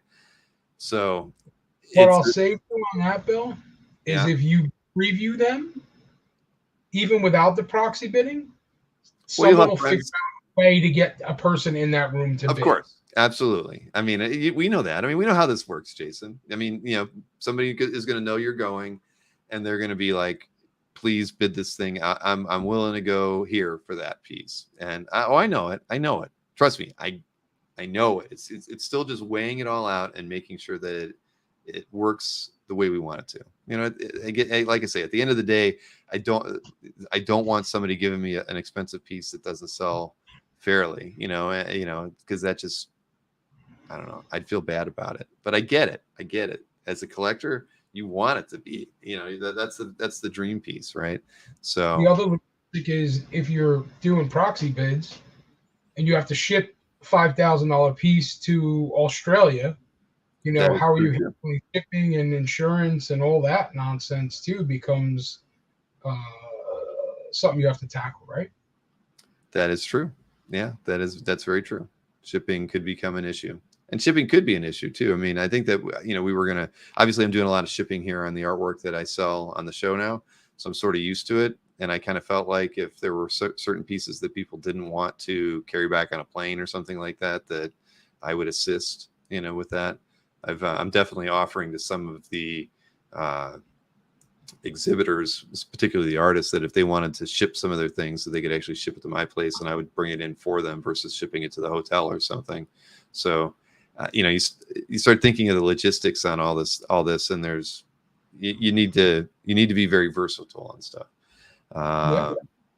Let's see. Bootlegging says, yeah, like $600 Frank Miller sketch covers. I get it.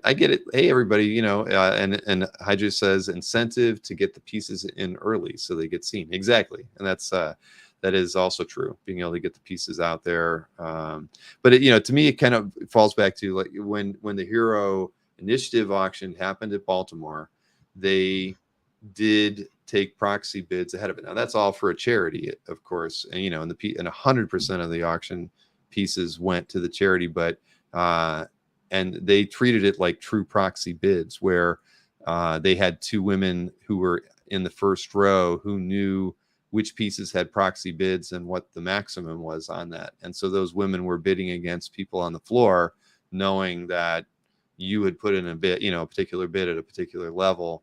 So, that, and it didn't seem like it caused any consternation from the people who were in the hall. Because you knew who the two women were. So and it wasn't even on all the pieces. I think it was only on about 40% of the pieces that actually had proxy bids on them, So I don't know. It could be up for debate, but that's where we're leaning right now. And Joseph mentioned, there's a lot of thought involved, but I wouldn't want people to be like live streaming the auction to bid on it. That's Heritage. That's not us. I'd rather have Jason on the phone with, Federico, trying to, get something, and that being fine. But, live streaming it to a large audience and trying to take bids in a chat or, with somebody, that just wouldn't work. So, let's see. Carl Sodergren makes a good comment. If the show is artist friendly and they get the return they are hoping for, that only broadens the appeal for future guests to attend. Exactly. It's all back to that. Like I said, I don't want people walking away from OAX and saying, well, I had a good time. You know what I mean? That's not, I want that, but it should be also, as the artist, they sold well. They were happy with their auction pieces results. And you, Jason, you sold well because you're going to be selling there too, but that you picked up pieces you weren't expecting to, and your portfolio is richer for it. Everybody's got to win. So that's the one thing. It'll be a disappointment for me if everybody walks away from the show and all they say is, well, I had a good time. Orlando was nice. It's cool going to Universal on Monday. No, that's not where that's not the results that I'm hoping for. The reactions I want from people when it's over. Troy Pierce says no phones, only drinks in hands during the auction. Well, we probably can't work that, but we will have a cash bar at the auction and free pizza, Jason. All the pizza you can eat. So you making coffee again? And Arango will be giving duck boat tours at OAX, says Kazra. Yeah.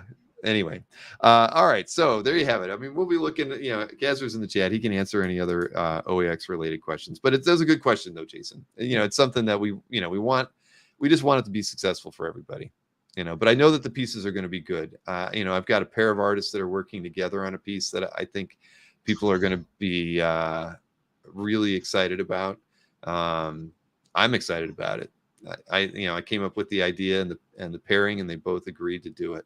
So it's going to be totally cool, and it could be something that we use for some marketing stuff as well for the show. But it could be the signature piece of the auction. It's just going to be that cool. And I can see you're trying to figure out who that might be, but I'm not going to tell you yet. So, but that was the idea going into it too, was, trying to set up opportunities like that, things that you wouldn't have the chance to get anywhere else at any other show. I'm trying to think outside of the box, as is Kazra, so that the show just is full of surprises. Everybody walks away saying, I should have went.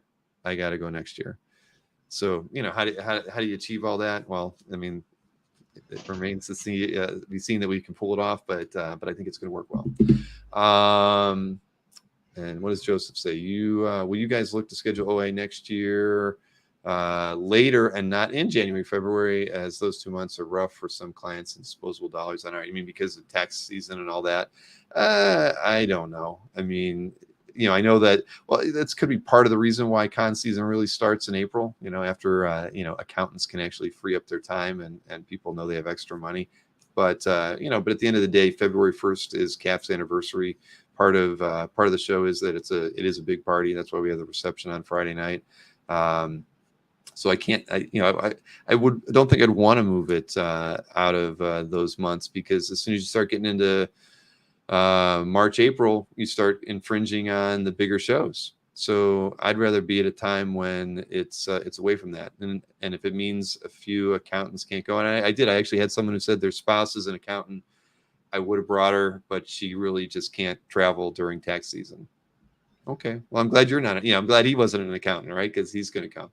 But it is, it's an issue, and it is what it is. I've already got 2 other shows. It fits in nicely with Comic Art Live, right? Comic Art Live is mid to late May or mid-November. So this putting it here falls nicely in between those, and gives me a good spacing between 2 virtual shows we have on CAF and an in-person show that we have here.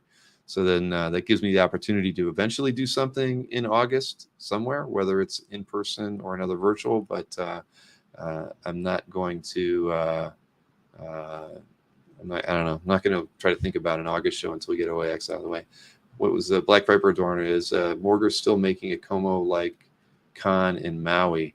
I mean, I remember he had talked about the idea of doing something in that area, but I haven't heard anything since. I heard a rumor about it, so I can't tell you for sure. I haven't talked to Steve. I think he mentioned it when I was in San Diego last year. It's just something he was thinking about. But anyway, we'll be the first to know. I would think. All right. So Kazra, keep an eye on the chat for any other OAX questions. And what do we got here? Schedule is out of the way now. And I mentioned Matt DiTullio. I don't think he's in the audience, but Matt sent me a video clip on Monday when Berkey and I were doing the show, and I thought it was funny. I'm sure he won't care, but I'll show it here just because Matt had a guest at his house over the weekend into the first part of this week, and in this little video clip where he's well, here, I'll just show it to you. It's very short. It's not gonna bore you. Where the heck was it though? Oh, here it is.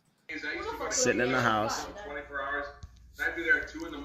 watching you and Mike on 80-inch TV with Simone and his son going through a portfolio. Say hi to Bill Cox. It's Bill? Yeah. Ciao, Bill. Bill, we're watching you on TV.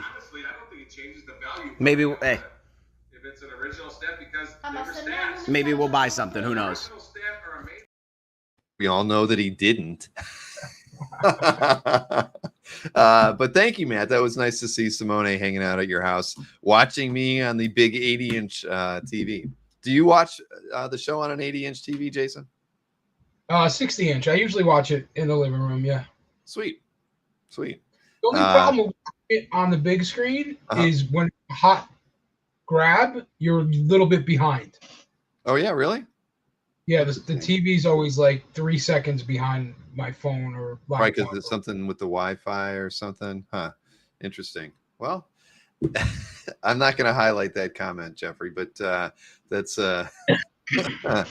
that fits in with the mega concept that that Casper's got an over/under bet out there on T-shirts going to OAX, and how many will have the Mega Cox logo on it? Yes, no comment. So if anybody wants to wager anything, hit Casper up and he'll talk to you about the over/under and what the wagers are on how many different Mega Cox T-shirts are going to be in attendance. I said I think it was 4. I went under. He said it's going to be over. I have no idea, but it's going to be fun. We're going to get a lot of get a lot of mileage out of whatever those T-shirts end up being. What else I got here? I think that was it. Or I got to look at my slides. So, but Jason, I didn't play one single meme here. Here, see, as everybody knows, how many amateur shows have you done, Jason? 3, I think. I think I did 3. I went against Mikhail, I went against Anthony, and then I did the tag team show. You didn't do one against Berkey? Maybe I'm I'm thinking of Jordan against Berkey. But so speaking of Anthony, this was an edited clip, but this is probably everybody's all-time favorite. You want to do this? I hit Anthony on purpose last time. This is on camera. We're gonna put this on the show. Did you say you hit Anthony on purpose? On purpose.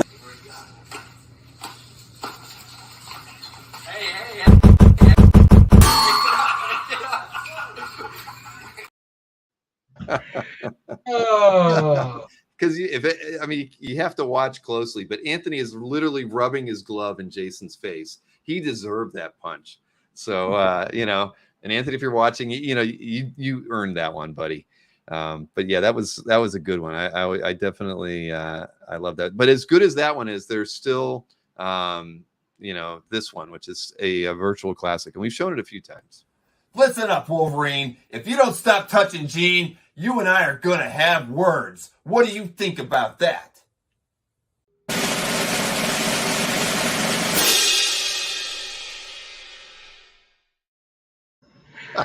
Oh, that's a good one. It's still one of the best, man. One of the best. And that just came out of you and I BSing, trying to figure out some memes that we could make. Yep. But it was a riff on Dino. Remember, Dino did the middle finger one, which is off of Guardians of the Galaxy, and so it just made sense. But what else was out there? You had a couple. Trying to look through here. Here, this is a good one. This is always a good one to insult dealers with. Anybody can be an art dealer. This is easy. Getting in trouble tonight, Bill. I'm trying to see if there's any other anti-dealer pieces in here. No, I don't think so. We going Sizzler. We going Sizzler. Yeah!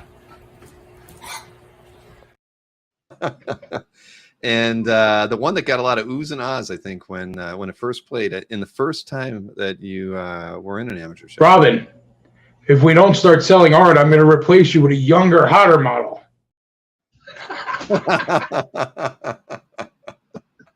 Oh man, my technology skills are not up, Bill, but I did the best. But it worked. It totally worked.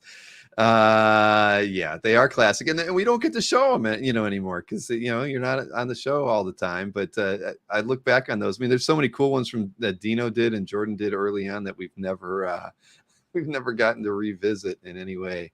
Let's see here. I don't remember what this one was. Let's see. What's up, Logan? Sure, I'll let him know. Hey, Jason. Logan says if you brought more Wolverine artwork, you might be making some sales. That wasn't a Jason one. That was all me. But it was Cyclops. Did you, when you guys did the tag team, did you win or did the Fishes team win? I don't remember now. We all won, Bill, because we were on the show with you. We all won. Okay, well here's the winning meme. I don't remember. Pretty sure they won. I think they won. So we didn't get to see this one. It was a hard-fought fight, but the Arthur Arms had no chance. From day one, James and I had this match in hand. Good fight, good night. Oh boy.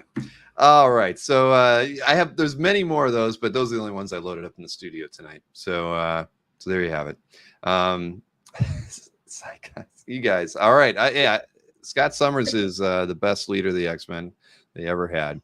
Now I do have a page I like that Kevin Sharp put together. I'm only going to show half of this one. It's a long one, so I figure I'll do half of it here and I'll post the full thing tomorrow. But this gives you a bathroom break opportunity, Jason, if you need to, or you can get another drink or whatever you need.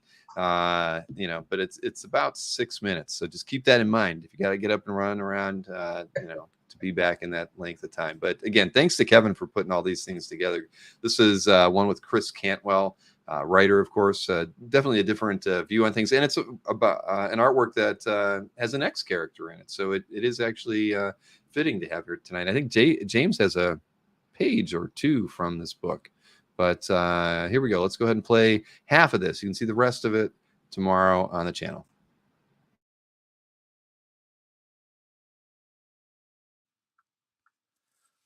Hi, it's Kevin Sharp. Today we are joined by writer Christopher Cantwell of the Star Trek crossover series Day of Blood, running in Star Trek and Star Trek Defiant. Chris, welcome to Comic Art Live, and tell us about what page you chose. Thanks so much for having me. I chose a page from Spider-Man vs. Wolverine, #1. So it was a one-shot issue that came out in 1987. And so, first off, where would you have been in your comic collecting and reading life when you first found this issue? Was it off the stands fresh, or did you find it as a back issue? So for me, it was a back issue for sure. I mean, I think I was a Spider-Man fan first and foremost, and the first issue I got of any comic book was Spider-Man. It was actually a Marvel Tales issue while I was on a camping trip with my dad. So I've always been a massive Spider-Man fan. But recently, I was going back and reading some of the kind of, mid to late 80s run, which is like Peter in the black costume post Secret Wars, but before, the costume, becomes revealed to be, or is revealed to be like an alien, and becomes Venom and everything we know about that. So it's mostly just like this kind of darker period of Peter's life that I thought was really fascinating, because it's all the stuff about Ned Leeds and Hobgoblin and a lot of that. So I just thought it was riveting stuff. I read the whole volume, and in there was in this collected volume of those issues is this one-shot issue, which is Spider-Man versus Wolverine. Clearly, like the title meant to like get people to just buy it, even if they're not reading the main book. Peter's not in the black costume in this. The explanation for why is fantastic. Obviously, they wanted him in his iconic red and blue, but he's overseas. I think he's in Europe with Wolverine, or when he encounters him, and he ends up, because he doesn't have his costume momentarily, I think he buys a Spider-Man costume at a costume shop, and so that's just the excuse for them to be able to draw him in red and blue for the rest of the issue. But yeah, this specific issue was really fascinating to me because it deals with that kind of, for comic book fans and Spider-Man fans, that cardinal Marvel rule of Spider-Man doesn't kill people. And this is one of the first times he kills someone, and it's like a one-on-one, kills someone with his bare hands. And it was a really riveting story, and it had a lot of lasting effect for the character and the issues that followed, that I also loved. So yeah. So how did you, when you're reading this book, and as we prepared to talk today, how did you choose this particular page out of that book? Well, it's this page that, I think that this, being such a huge Spider-Man fan, I think that what's interesting about that Spider-Man doesn't kill people rule is that it comes from, it's not, some people might dismiss it as like a corporate rule, but it really is rooted in the character, because for me, Spider-Man and Peter are very much this paragon of grief, because the character's origin is rooted in death, in the death of a loved one, and then kind of reiterated in the death of Gwen Stacy, and even her dad. That it's very much part of who he is dramatically. And so this page is fantastic because, well, one, it's that great like late 80s art. It's Spider-Man and Wolverine, two, I think, Marvel heroes who are historically like small. They're smaller guys. Wolverine has this amazing low center of gravity. Like you just get the feeling that Wolverine is just made of kind of cement and indestructible. Peter is also very molecularly dense. You get that sense too, but he's also wiry. He's also buoyant. He's funny. He's these things. So it's like pitting these two guys against each other who are very similar, but then also quite different in terms of how they approach this fundamental thing of killing. Like Wolverine was built to be a killing machine, and Peter, it's very much the antithesis of that. What I love about the art on this page is this page is when they really first have their first physical confrontation, and Peter's says, I think he says, he's like, I'm giving him everything I've got, and he just keeps coming, and he's like, do I have to kill this guy? Like, and he puts his hands around Wolverine's neck, and the first thing Wolverine does, the bottom three panels are my favorite of the page, because the first thing Wolverine does is smile, because he knows enough about Spider-Man, or he just gets a sense of this guy, that this guy is not a killer, and he knows. And he kind of nails Peter with his dialogue here, and knows that he doesn't have it in him to squeeze. And what's amazing is he has all the lines in the final panel, which he's like, and he basically proves that he can kill Spider-Man without even thinking about it. And Peter doesn't answer, and what you get is a classic example of Spider-Man eye acting, which I love. I love Spider-Man eye acting, and I think that it's done to such great effect so often, but here it's so nice because it is the eye acting on Peter's mask answers everything that Wolverine is saying, and it proves that Wolverine is right in the moment. You see that the eyes have gone helpless in this way, where he has to hand it to Wolverine. Like he's capitulating. And it's an amazing moment because it's just a subtle shift. It's really the angles of the eyes from panel. Let's see if there's 5 on the page. So panel 4 goes from, they're angled upward a little bit, right? Because he's in this like kind of death grip, and then they just drop. So they just drop the angle of the eyes, and that means Peter has lost, right? And it's not just that he's lost the fight; he's lost the argument. And I think that's what's always great about Marvel is when the characters both have valid points of view, and one proves the other wrong, just on a character level. And I just love that. I think it's just like it's Wolverine just has Peter's number immediately, and it delineates these two characters so well, kind of indelibly. Like, and I think it takes the title of the one shot Spider-Man versus Wolverine to another level, which is these are two different perspectives to heroing, right? You have Spider-Mans and then you have Wolverines. Their mission statements are very different, and here they're at odds. And I just love it.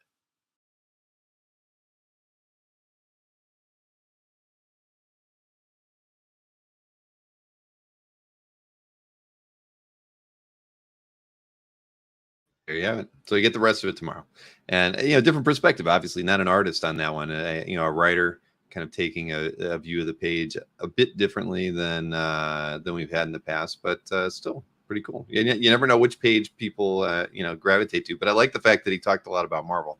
The reasons why Marvel is better than DC. He didn't have to say it. We knew what he was talking about, Jason. We did, Bill. We did. All right, so now we, what do we got? We can show off my picks for the for Heritage this week, and then we'll show the EXP clip, and then we can get into the calf update and start talking about some artwork, Jason. So so let's go. I'll go quick through my Heritage picks this week. Spider-Man piece gets to start the whole thing off. Alex Saviuk and Al Milgram DPS from what was this, Web of Spider-Man 112. I mean, you can't go wrong with anything from Alex, right? I always liked the way he drew Spider-Man, and you get a great DPS action page broken up in kind of crazy ways with the way the panels are here. I just thought it was awesome. And such a nice guy too. He was at Terrific. I was gonna say, wasn't he at Terrificon? I thought I saw some artwork posted from collectors that got sketches from him. Fish and I were chatting him up. He's in Florida too, Bill. You should. I know we've emailed, and the thing is, well, I won't say. I'd like to think he's going to be there. I haven't confirmed it yet because he's an old timer. He, I don't mean that in a negative way. He's like, well, MegaCon's the weekend after. Would they not have a conflict with me doing it because I always go to MegaCon? I said, no, we're working with MegaCon, but he hasn't settled in. So I'll probably have like the guy who we work with at MegaCon to just email him and say, yes, Alex, you can be there, because we want him there. He's still got a folio of old art too. He does. There's a lot of stuff he has. Exactly. That you're only getting if you see him in person.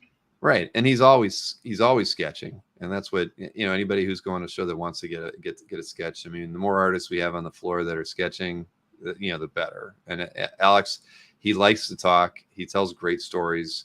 He keeps everybody really engaged. He's the exact kind of, guest we want to have at the show. So I just have to get over that one little hurdle because I think he's just like 20 minutes outside of downtown. I mean, he's right there. It'd be criminal for him not to be there. So the next piece, I never see anything by Larry Wells, but we had him on the show like a month ago, and I thought, hey, why not? And it's got a Mulder Scully reference in it too. So I thought it was funny. I don't know if everybody else enjoyed that. The chat with Wells. I thought it was. I'd never met him before, but he was different. He was definitely a different guy. I'd love to have him back. I think it'd be interesting to talk with him for a little bit more than the 20 minutes we had him on to talk about his Kickstarter. But hey, Cherry cover issue 22. And this one I thought was a cool pairing. You get Ron Frenz with Tim Truman inks. Now I know it's got fading inks on there, but what an interesting pairing, right? Frenz and Truman, and this is on an Airboy 35 cover. I mean, I think the design layout on the cover is awesome, and just the pairing of the two. I mean, I wish it would have all been done in India ink versus some permanent markers in there that have clearly faded. But I love Tim Truman as an artist, and so having him ink over Friends, how cool is that? And what was the year on this thing? 88. So, I mean, I like it. I think it's cool. Air-Oi. Okay, Peter. Next up, Chris Sprouse on Tom Strong. I always loved Tom Strong as a book. It always was doing its best to emulate art and styles. I figured it out when you stopped collecting, Bill, that you were back by then. What's that? You were back? Yeah. When I started collecting comics again was right at the time Tom Strong came out.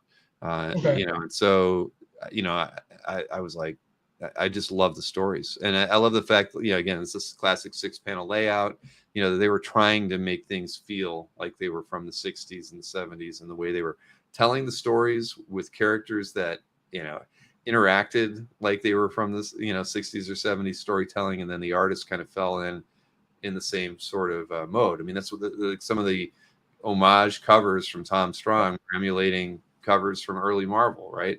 And DC. And so, I just always loved it. And that was kind of how I learned about Chris Sprouse and met him he used to go to the Pittsburgh show that I went to regularly. Just a really nice guy, and I've always enjoyed his artwork. So good one there. Next up. Now, this is one that I wouldn't have picked up off the shelves, but I saw it and I thought of James for some reason. Salvador LaRocca piece. And what is it from? This is it's from Ghost Rider 57. But look, it's got Ghost Rider. It's got Wolverine in it. It's got a big vroom. I mean, that's enough to make Marcus salivate when you see big bold letters like that. Patoom, patoom, patoom. But it's it's that panel right there. It's just a awesome image. And LaRocca too. I mean, who's the inker on this? Sergio Melia. Not familiar with that, but that's your money shot here. I mean, isn't that great? I mean, I can feel James putting a bid on it already. But look, it's only at 180 right now. James, you got to be looking. Where is James tonight? He's actually in San Diego by our friend. Oh, that's right. I remember him saying he was going out there. Was he there last night? I think he flew in last night. Yeah. Okay. Oh, there he there's is. James. Now you bumped up my price. And George Hodge, we know George loves Wolverine on a motorcycle. So here you go, George. Look at that. I think there's going to be a lot of interest in this one, James. And I apologize to James again for that terrible slide editing that we did last night. But I blame Mike. He sent us 3 separate emails with stuff because he fell asleep in the middle of doing it. He's like, here's 6 to get you started. I'll send you another one.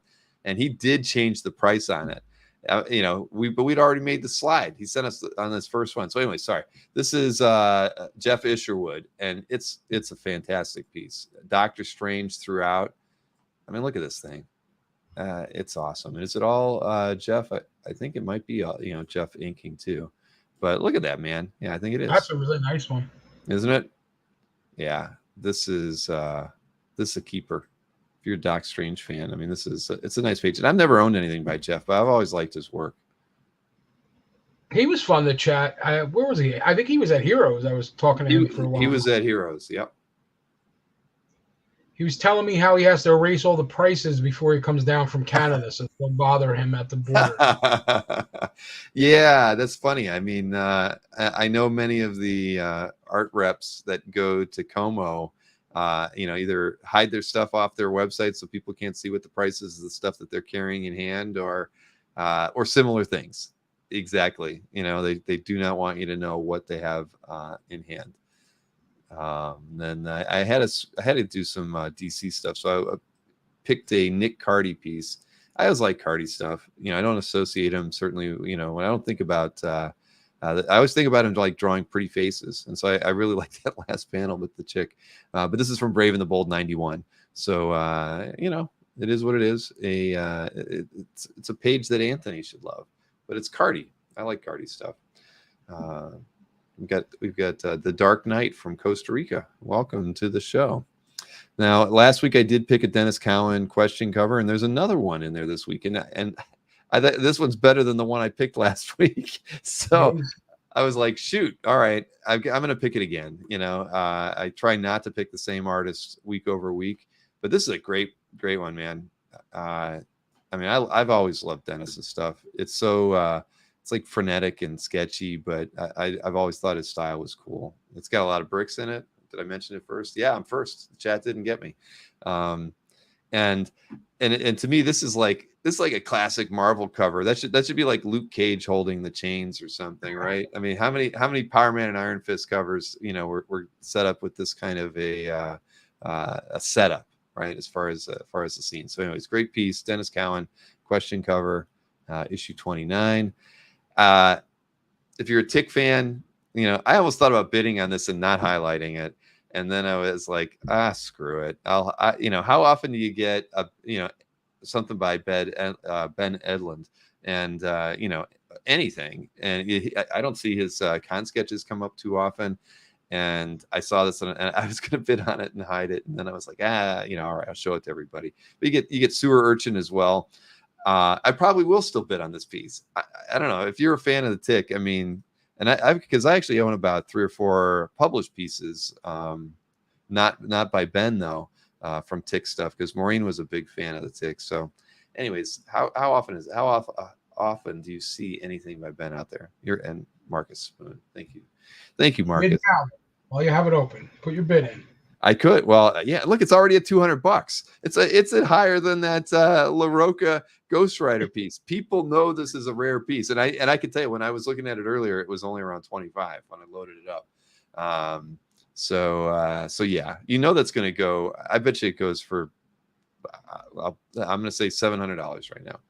I would be surprised if it didn't go for under that. So we will, it could go higher than that. And then the last piece, this is, this, one of my all-time favorite books. I don't know. Are you familiar with Bizarre Adventures 27? That's, it's the 3-part stories in there, or the Cockrum Nightcrawler story, the Buscema Phoenix story, and then the Perez Iceman story in it. And this is Ernie Chan doing a cover recreation from that. And again, it's one of my favorite books. I love the cover. The cover was painted by Larkin, if I'm not mistaken. And one of my all-time favorite X-Men covers too. It's gorgeous. I mean, I don't know. Is it on CAF? It probably isn't. But as everybody knows, when 2 years ago, I got that Cockrum artwork from this book. Literally the day after I was talking with some people on the chat saying I wanted to get artwork from that book, Berkey contacts me and says, I found this X-Men artwork. I don't know what it's from, but I think you might like it. And it was it was the Phoenix and Nightcrawler. They were recreations effectively of the first drawings that Cockrum did, for those characters, exact same poses, everything. So, it's in my CAF, in my featured artwork on the main page for those of you interested. But are pretty tough. There's a couple serious collectors that glom them all up. From Bizarre Adventures, yeah, I know. I got an email from one of them that when I posted it, they were like, "If you ever think of selling that, I want it." And and I don't get those emails too often. So when you get an email from this person that says that, it's like, you got something good. And I was like, well, I even said the only way I would ever let that page go would be if somebody could find me another page from the book. And I don't even care what it would be, from which story, right? I liked them all. I actually liked the Buscema one less with Phoenix. I thought the artwork in the Iceman piece by Perez was fantastic. I forget who did the inking on that one, but the Nightcrawler one was phenomenal. I'd take any pages from the Nightcrawler story. Those were great. So there you go. Heritage picks out of the way. We're at 11 o'clock. So I'm going to show what's next. It's the EXP preview. And then Jason and I get to talk about art for until midnight Eastern Standard Time. So EXP. Jason, do you know when the EXP show is? You know what? Friday, 7 o'clock. Friday, 7 o'clock. Do you tune in every once in a while? I don't get to it as much as I like. I try to. Friday nights are a little rough around that time. I know. We're friends on Facebook. You're out at the bar a lot. Not that that's an unhealthy thing to do. I'll tell you, if I would probably, if I had the opportunity, and I was nearby, I'd be going out all the time with you too, Jason. If you had for a beer, all right, so here you go. EXP, 7 o'clock every Friday night. We know you know him, you love him. Nick Verrucci. He's always spreading the goodwill, the love of the hobby to everybody. Always has a good story to go along with things. I didn't get a chance to watch the preview myself, so I don't know what artwork he's bringing, but we can watch it here and find out what artwork he's got with him. And for whatever reason, I can't find the dang. Oh, there it is. I loaded it up with so many of your memes that it's kind of lost in the set here. But here we go. Everybody, this Friday, August 4th, 7 p.m. Eastern, 4 p.m. Pacific, we have another great original art experience show. We will have Brett Booth, Titans, double page spread. It is fantastic. Then we will have Batgirl by Fernando Pasaran. We will have Green Lantern 150 with the rebirth of Ganthet. Whoa. Then we will have Green Lantern 136. Check it out. Guy Gardner, Warrior. We will have FF 578, Dale Eaglesham from the Jonathan Hickman run. Then we're going to have this other Green Lantern Corps double page spread. And wait till you see what we have this at. We will have Original Sin Hulk by Mark Bagley and Andrew Hennessy. We will have this amazing Spider-Man annual by Lee Garbett. And here's a page that I hope doesn't sell because it's the only Marko Jervicek page that I have. But Thor number 8, page 14 from the Joseph Michael Straczynski run, J. Michael Straczynski run. It's my only Marko Jervicek page, but bringing it in. Check it out, how beautiful that is. And Marko is not doing comics, so hard to get. And then another Fernando Pasarin. This is sick cover that I thought would be cool to present. And we're also going to bring this Invincible Iron Man #1 cover by Mark Bagley. I think this is the only Iron Man Bagley's ever done. And check out all the Iron Man costumes here. Iron Man 2020, Arno Stark, just everything from the Golden Warrior on down. It is gorgeous. And we did not get to all of our Spider-Man last week by Bagley, so we're gonna... Whoa! Okay, that one might drop the price. Amy said fumble. She's very polite. She tries not to make me look bad or feel bad, but I do a job of looking bad. So anyway, might be a fumble, but it's still good. So this Friday, August 4th, 7 p.m. Eastern. And if you haven't yet, hit that thumbs up and share. Sharing is caring. See you Friday the 4th at 7 p.m., 4 p.m. Pacific. Take care.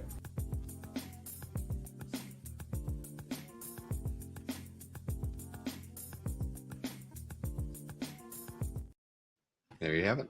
Nice stuff, Nick. Yeah, exactly. Every week, Nick brings good stuff. Sometimes he doesn't get through it all, but he brings a lot of good stuff. So I'm going to skip the CAF update part because I actually didn't prep the videos. My family, as everybody knows, I almost wasn't going to be here, right? I was almost going to have to go to Tokyo, but as you know, because Maureen had an issue with her passport, just like we had issues with my kids' passports last year, and she lucked out and got an appointment in New Orleans. So she had to drive to New Orleans on Sunday because she got an 8 a.m. appointment in New Orleans. So she had to drive Sunday, have her appointment, get her passport, and she drove back. And so she was able to make the flight to Tokyo. I dropped them off at the airport at 7 a.m. this morning. So they're going to be having a great week, you know. But I'm just. What was the contingency plan if you weren't able to be here? Was Maureen going to host the show? No, but Dino actually offered to host the show, and definitely that would have been good. I mean, because I said I jokingly had asked Kazra if he would do it, and I don't think Kazra was up for it. But he might have been. He probably would have done an admirable job. But and maybe Dino was going to do him next week. I think that was what it was because he said he was free next week. But it was nice to have people that could step up and fill the void for me, but it reminded me, Dino's not on the channel enough. Is he not the best, one of the best guests? I'm not trying to, Jason, you're the second best guest, but Dino does such a damn good job. When I thanked him for the offer late today, I said, man, we got to have you on the channel at least once in between the heritage recaps. I don't know doing what, right? I mean, whatever segment you want to make would be great to have Dino on, even for a 15-20 minute segment once every couple months, because he always has something fun, educational, and he always brings slides. So he's the best. He is the best. He's a busy man, though, Bill. You should feel honored that he was willing to take the time to cover for you. I know. All right, and Dino says always got me back. Exactly, Dino. I mean, and I don't think of anybody being able to step into my shoes, but definitely Dino could do that. And I don't mean that in a negative way. I don't like feeling like I should be going out and asking people to kind of cover for me when something like that happens, just because it's just, I know how much work this is. It takes a lot of prep time, and it's tough to be on. But at any rate, I am free for 10 days. If you were down here, Jason, we'd be going out for beers. We'd be looking at art. We'd probably trying to find out where Alex lives so we could go see, check out some of the strip art that he still has in his collection. Because I know Ken from 4C is down here, and he's helped Alex sell some of the strip art. He's did some sale where people were able to ask for artwork from their birthdays, and he went over to Alex's place, and they just started digging through anything that he had, and found a lot of the birthday art for people. So always fun. Anyway, let's so we're gonna skip the other stuff. Dealers and auction houses both had a very good week, so we can just put that out there. They made good money. It wasn't ugly like it's been so often on the show. So we're gonna go into Jason's picks first and see which artworks he selected to talk about this weekend. Yeah, and see what we got to start off with an X-Men piece, right? And let me get my like on this one now. Oh, John Bamber. John Bamber posted a few really great, bangers this week. Absolutely. And John, Johnny was somebody who was big in like the comic art L boards when I was originally collecting. He was out there for a while and he disappeared for a while. Out of the collecting scene. Who knows? Family life gets in the way. I actually have no idea, but I remember that there was like a 10-year period where we didn't hear from John too much. And the last 12 months, he's been posting a little bit more regularly. And like this one stood out for me, of course, this week, but he had a few other ones that were great. Oh, Bill, I don't know what you know. Blevins doesn't sell his art, right? So it's nearly impossible to get anything from him. Never mind anything. This is like one of the, this was Uncanny Cover 219, right? The reason I actually picked this above and beyond the fact of how the rarity and the fact that it's an X-Men cover is because I kind of give Snorrick a hard time about modern art sometimes, right? And I wanted to make a few points with these picks. And one of the things that I miss about art from our time, I'll say, right, like from when we were younger, is the cover told the story of what was in the book, right? Today's covers, you can take the cover and stick it on any book that comes out, and that's how I feel it is. Where this, if you remember, this was Havoc coming back to the X-Men, scared of what he saw because it wasn't the team he was used to. And Blevins did a fantastic job here, kind of making the X-Men look evil, right? Look like, well, what's going on here? And trying to put you into Alex's mind, what he's seeing. And that's what that story was about. Blevins, we obviously know more from his run on New Mutants. Right. But if you remember at this time, this was a time of flux for X-Men art. It was the end of Romita Jr.'s first run and before Silvestri picked it up. So there was a bunch of fill-in issues here. Blevins was one of them, Alan Davis, BWS. There was fill-in after fill-in after fill-in of really serious artists. And this is unlike Blevins' New Mutant stuff, which was very kind of happy, cartoony. He really got grittier to match the X-Men of the time. I just think the cover is amazing. The fact that John got it is amazing because Brett doesn't sell his art. And if you actually read the write-up on here, someone was friends with Brett Blevins, took him to his house, and that's how John got the opportunity to buy this cover. So I think the story behind this was even more important. Huh. But it's more curious. But Blevins brought the art with them, or they negotiated it. And I wonder if No, John went to Blevins' house for lunch. He went to Blevins' house. Man, well, that's how lucky. And I didn't know that about Blevins. Honestly, I knew there wasn't a lot of art out there by him, but I had no idea that he held on to a lot of his stuff. But what was the other piece that John picked up? Because I remember there was something I was going to pick from him as well. I think it was a second Blevins cover, if I remember correctly. What's not up here now? Let's see. What is this? This was 726. So let's see. What did he add in the last 30 days? I swear there was. Well, no, it must have been this one. It must have been the Joe Mad piece because yes, yeah, that's the one. I mean, how often do you see a Joe Mad cover pop up? Well, I mean, you just don't see it ever, right? I mean, most of them are already on CAF if they're ever going to be on CAF. And so for somebody to post a Joe Mad cover, an Excalibur piece that's this gorgeous on there, I mean, you just don't see it. And you figure this is probably, John, like I say, John's an old time, he's been around a while. He's about our age, I would assume. But this is his sweet spot too. And he had great stuff back in the day. And I always looked at it. It was always stuff like I knew I personally couldn't afford to get, but I was always envious of the stuff he would show. It's always like Tim Townsend too. It's like every time I'd see Tim post something, I was always like, "You bastard! How'd you wish I had Tim Townsend money to be picking up stuff." But at any rate, great stuff here, and it's good to have John back.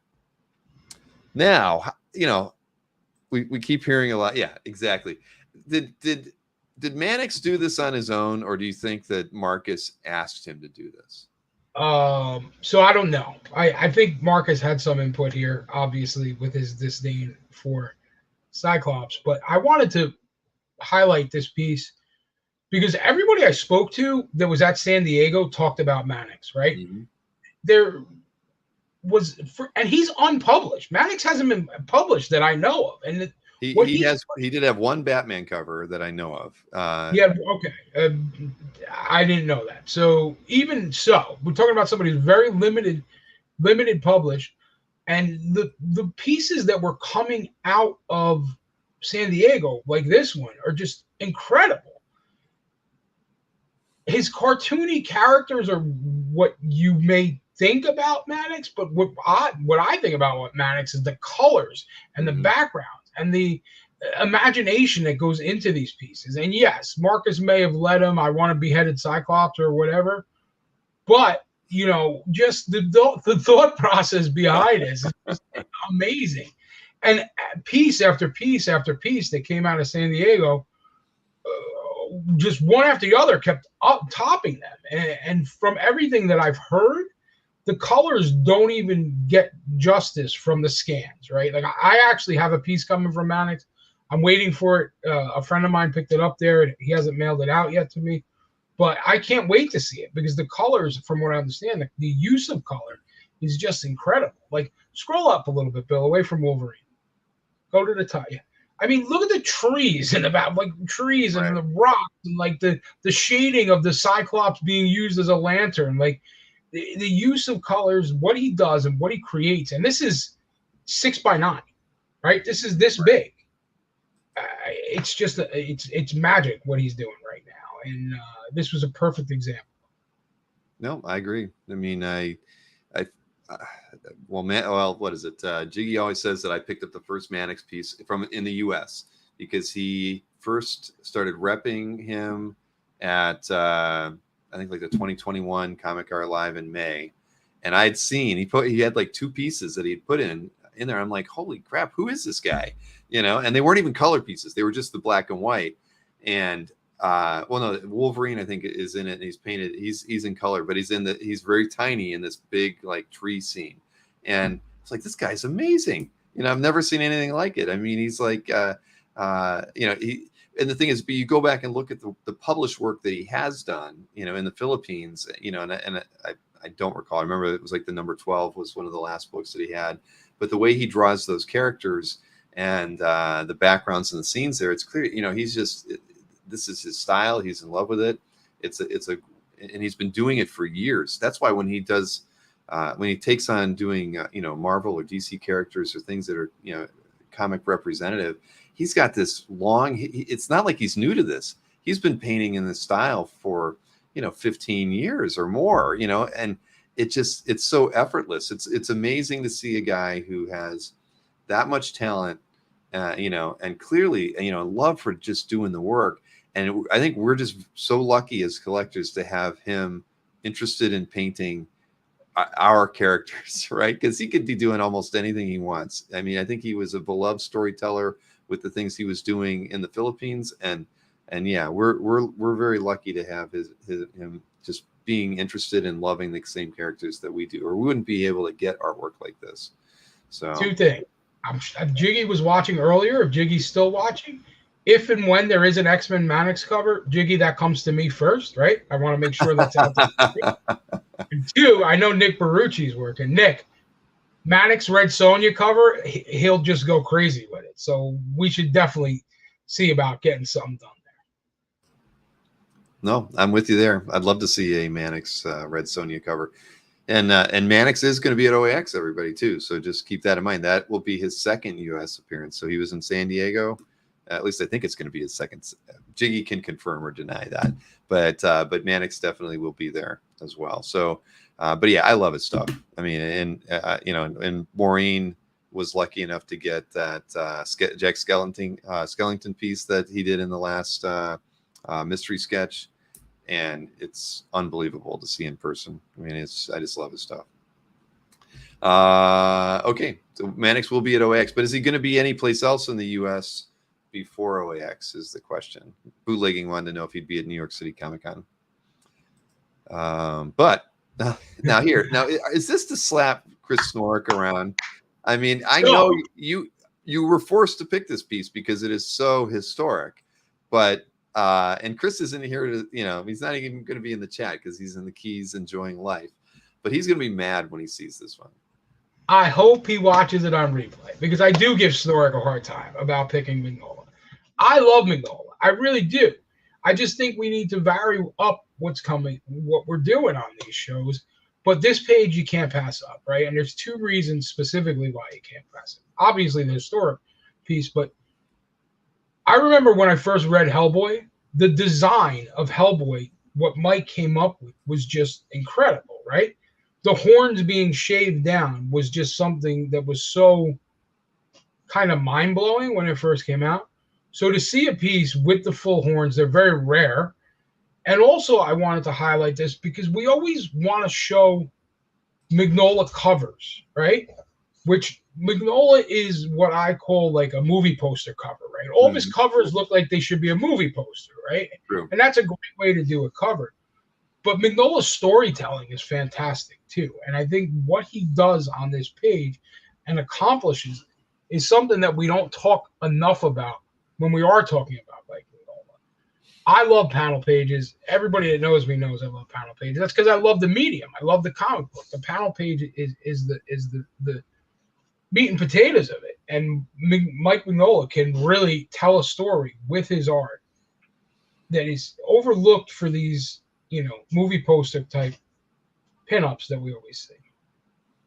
No, I completely agree. I mean, I love his interiors. I mean, he's just a genius. I mean, and this is, early on, we get some Kirby crackle here, but like you said, his storytelling's perfect. I mean, it's, the way the first panel, the angle looking up at Hellboy, you get the silhouette here when he's just about to crack, his horns off. I mean, it's great. I mean, it's unlike anybody else in comics. I mean, the way he handles his storytelling. We need more. I wish he would just stick to doing interiors. I mean, because I've always loved his stuff.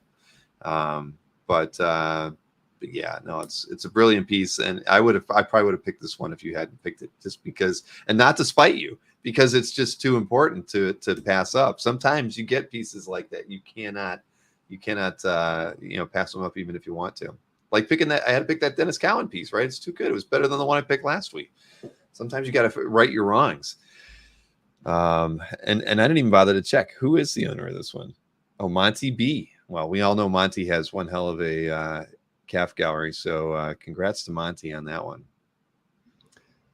All right, now Avengers. This is in Ron Sonenthal's calf gallery, Kirby Avengers 5 page. What can we say here, right? Like I was talking about vintage on a couple shows ago with you and Chris, and you don't get more vintage than Kirby Avengers 5. If I remember correctly, Avengers 4, no one's found the art for, right? So this is really the earliest Silver Age Cap Kirby that there is, the earliest Silver Age Cap there is, and it is classic Kirby, right? The poses, the throwing of the shield, the teleplay almost panel by panel of what's going on. As a kid, I didn't really care for Kirby, right? I think a lot of collectors my age did it, but I appreciate what he did, and how he did it so much as an adult. And I think this page really just encompasses it. Like there's a million great Kirby pages out there. There's a million splashy Kirby pages out there. But like I talked about earlier, panels, this is a story. You can follow this story without having the words there. And that's one of the beauties of why Kirby was so amazing. Just an incredible page. And the fact that it showed up and I got to pick it makes me very happy. No, it's gorgeous. I mean, I think this is one we saw in a recent auction too, but I loved it then, and I loved it now. When I saw it, I mean, I didn't know Ron had picked it up, but Ron's he's another guy, just great calf gallery, great eye, and like you said, it's historic. Avengers 4 has not come to market, as far as I know. Nobody knows where it is, and So we may or never see it, or it'll end up in the Library of Congress one day, right?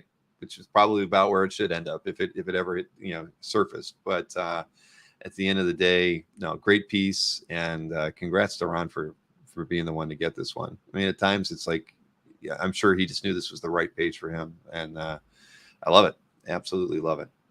Let's see here. Next up, I wanted to pick this one too. So, but you got it. Marshall Rogers, Terry Austin. I mean, a great combination. I mean, Terry Austin was a great inker for many pencilers, but his work with Rogers was always, I always enjoyed. This piece is just crazy, absolutely crazy. It's insane. Like, I've looked at this, I've never seen this cover before in my life before I clicked on this image, and the first thing that came to my head is the perfect Doctor Strange image. Like, most people would want an action cover. Everybody wants an action cover, right? Strange fighting Dormammu or whatever. But this is so much better. This is the what made Doctor Strange different from the other superheroes was the mysticism, and what Rogers does here to capture that in one image. And if you zoom in on the face and the expression is just incredible. The background, the window, like, he just captures everything I think of with Doctor Strange in this image perfectly. I'm not very familiar with Marshall Rogers' work. What I know of him was very late in his career, Silver Surfer type stuff. This I would have never said was Rogers looking at it without seeing it, because I didn't know the earlier. But seeing this cover is going to make me go look for more Marshall Rogers work, because if this is the caliber of stuff he was doing in the early 80s, late 70s, I need to learn more about it. And like you said, Austin's inks light the page up. They do. It's amazing. Yeah, and this is like peak Austin stuff. I mean, you can see his just his brushwork in there. You see similarities in how he inks other people, but yeah, I love this piece the moment I saw it. I actually had this graphic as the first background I made for the show because I loved it so much. And then when I thought about putting you on the show graphic, I knew I had to put you in front of the Mannix artwork because it just worked better. And but this was my first pick for it because it's just so damn good. And and there's clearly some Zipatone stuff going on in there. So lots of thought going into a piece like this that you can't, you can screw things up easily. But Austin's at his peak here, and yeah, it's stunning. I love it. Can't and there you go. Chuck Arnold even said Rogers was best with Austin. So I'm not gonna, but I'll say, there were a lot of artists who were best with Austin too. So there you go. I'm glad you got that one. I would have picked it if you hadn't. Here we go. We've got a Buscema Williamson piece, and this is, we were just mentioned Chuck Arnold's name. This is in Chuck's Calf Gallery. Get the like on there for him. So this is from Wolverine 4. I mean, I'm going to guess you're going to be talking about storytelling in this one. I'm going to be talking about mood, really, is what I'm going to be talking about in this one. And, Buscema's early Wolverine stuff is amazing, but there were different inkers. There's a lot of different people that inked them in the beginning of this. Williamson, I think, did the best job, right? And you can see that here, creating this noir world that Wolverine wore a yellow and blue costume before this series came out, right? So I think the importance of this series is underappreciated a little bit. Buscema's style fit perfectly for it. Whoever came up with this and said, we're going to do Wolverine as like a spy, let's get John Buscema to do it, is a genius. And then putting Williamson on these inks, creating this foggy world of Logan coming through, and then going over to, the bad guys roughing somebody up. I think the inks on this page were just amazing. I'm very jealous Chuck picked it up. I think it's just an amazing example. The storytelling is hitting home, as we always say, but that like you can feel you're in this musty, misty, dark alleyway, having this bad. You can almost smell the cigar he's smoking, right? I just think that we look back on this now and it's normal, but as a kid, knowing Wolverine in his yellow and black costume, or purple and brown, yellow and brown costume, or yellow and blue costume, and then coming into this series was such a stark difference. And the artistic choices for this book were just off the wall. Like if you think about the inkers that were on the first 12 issues, Sienkiewicz, Williamson, there's a third one that's escaping me at the moment, but they just put so much into this over Buscema, who built this world. I just think it's amazing. And Chuck, congratulations. Yeah, this is a doozy for sure. I mean, because we just saw a couple Wolverine pages, last night too, from different books. But yeah, Williamson inks is great. I mean, I love and I said storytelling. You're right. Mood is the right word for it, because these first two panels are phenomenal. That second panel, you feel the fog. That's why Wolverine is so kind of fuzzy and not clearly defined. It's just the storytelling and the way he's handling the lighting and the dense fog is just it's amazing. And it's and sure, it's Buscema laying it out, but it's Williamson's inks that really make it real. And even the first panel in 2023, you're not getting that feel. No, I don't think so. Not too often. I mean, we've got so many artists out there that are renaissancing, things, right? I mean, we see a lot of Felix's guys that are appreciating the craft more and spending more time, with their stuff. But so maybe not say never, I think, but yeah, definitely during this period of time. I mean, Williamson on Buscema here. This is it's a gorgeous page. I mean, look at the way he's handling just drawing the front bumper on that car, to the way he's handling the plane here. I mean, it's just so well done. Yeah, I love it. And I don't even mind, the two panels, change the scenery. I mean, he's, drawing the shadow, the shade on the wall there. Just wonderful touches. Yeah, it's a great page. Congrats, Chuck. And Chuck says Buscema inked some of it as well. Yeah, Jansen, thank you, George. There's a few. That's what I'm saying. It was all those heavy duty inkers. That's right. Yeah, I was trying to think who the other person was that you were probably trying to. Yeah, Jansen would have been the other one. Now a DC page, man. Hey, I wanted to serve the public, Bill. I didn't want to just do what I like, but I will say I do like this. I would not know who Deadman was if it wasn't for Neil Adams. Okay. Mm-hmm. Love Neil Adams' work. I went back and bought issues of this and read it because of what everyone said about it. I think this page is classic Neil, right? The posing, the expression on the faces, the way that he built the universe, it was just so different. What I always say about Neil Adams, so I was kind of lucky. I'm an X-Men fan, right? Like, I don't think that's a hidden. So I was growing up. I got regular X-Men, in the 190s to 220s as a kid. And I also got classic X-Men was coming out at the same time. So I got Cockrum and Burns as if it was coming out on the shelf by reading, classic X-Men. So what I wanted to at that point was try to find some of the older issues. And I went back and looked at, Werner Roth and those guys, and it didn't really appeal to my brain that was reading these other things. But when I did see the Neil Adams issues, I was like, wow, this is what I'm looking for. And he created an entire new revolution of art. And I think, as we get further away, unfortunately, we forget about it. I was talking to somebody earlier about Masters, right? I got into this game with Wolvie Finn and Adam Perlman on Facebook, on Instagram, where we have Throwdown Thursday. We all post a piece of art. We pick a theme. Okay. So I said to Rob, next week's theme, let's pick a panel page by a master.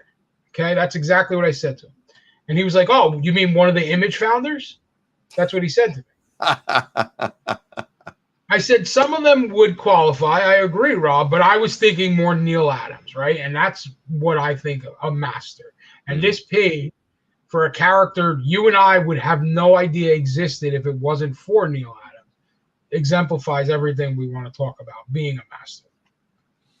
Nope, I completely agree with you there. I mean, every time you always have to stop and look at something that Neil did from this era, because it's so fine. I mean, the action lines, underneath his arm here, I mean, those are like signature, Neil things, fine lines like that really made his stuff stand out. I mean, probably, before that, I bet you the line weight on those things were 3 or 4 times heavier than that. It's just Neil did things different, made his stuff stand out.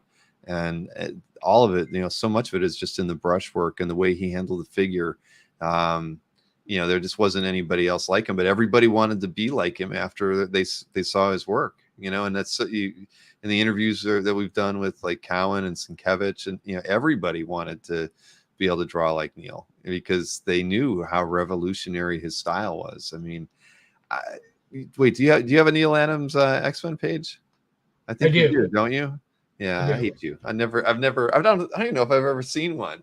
Well, I probably have seen one, like on the back wall at Albert's booth or something like that, but definitely not like to where it's made a difference in my life. But I'd love, he's somebody who I would kill to have an example from the X-Men run. I don't care who's on it. It could be no X-Men characters on the page, and I'd be happy to have something from Neil from that run. Just to see period pieces like this. So so it's a great page. And you're right. I wouldn't, for me, it's like Perez when he was working, did stuff on DC, or the limited times that Byrne did stuff for DC, and I would pick it up because I love Byrne. I mean, I wouldn't know as much as I know about Superman, or the Teen Titans because of those two guys, but they were so dang good. I mean, I had to read what they were putting their time into because I just loved their work so much. And Neil is a guy that probably had a lot of fans cross over back and forth to DC to Marvel and the things that he would do just for those same reasons. And there's not many artists that you can say can do that, right? Nope. And who I didn't look to see. Patrick R. Okay, well, congrats on that one. Great page. Now, other page. Oh, Tom Smithyman. Tom's going to be at OAX. He I think he writes a little. I remember he wrote an article about Como after this year too. So hopefully we'll get an article written about OAX when it's all over. But hey, Tim Sale, and it's a beauty. I'll tell you a secret, Bill. My favorite DC book is The Long Halloween. I love it. Love the story. Love it. Read it. Own the hardcover somewhere around here. Might own a couple copies of it. It's the book I give someone that when they ask about comics and show some kind of interest, I'll give them a copy of this to read because I just think it's the perfect Batman story. And this page is the perfect example of this Batman story because the beauty of the Long Halloween to me, Sale, it was a detective story. It was a true detective story versus, fighting the Joker or whatever nonsense that, Batman was when I was a kid. And that's what drew it to me. And Sale's style just melded perfectly with that detective story. And this page, Batman, Gordon, and whoever else here looking at the board like a true crime, detective work would be happening, just seemed to perfectly encompass what went on and what that story means to me. Tim Sale, again, whoever came up with putting Sale on this book is an absolute genius. Because as much as we like Jim Lee or, whomever else, Long Halloween wouldn't be the same without Tim Sale's style fitting it. Right? I completely agree. I mean, he, right. It's noirish, everything about the way he handles lighting. I mean, it's very distinct, but worked well with this story without question. And so you're right. I mean, this is a perfect example. I mean, I wish it was a bigger scan too, just because it would, this one, it looks like it's probably a photograph versus a scan, but still, end of the day, I'm glad it's on CAF.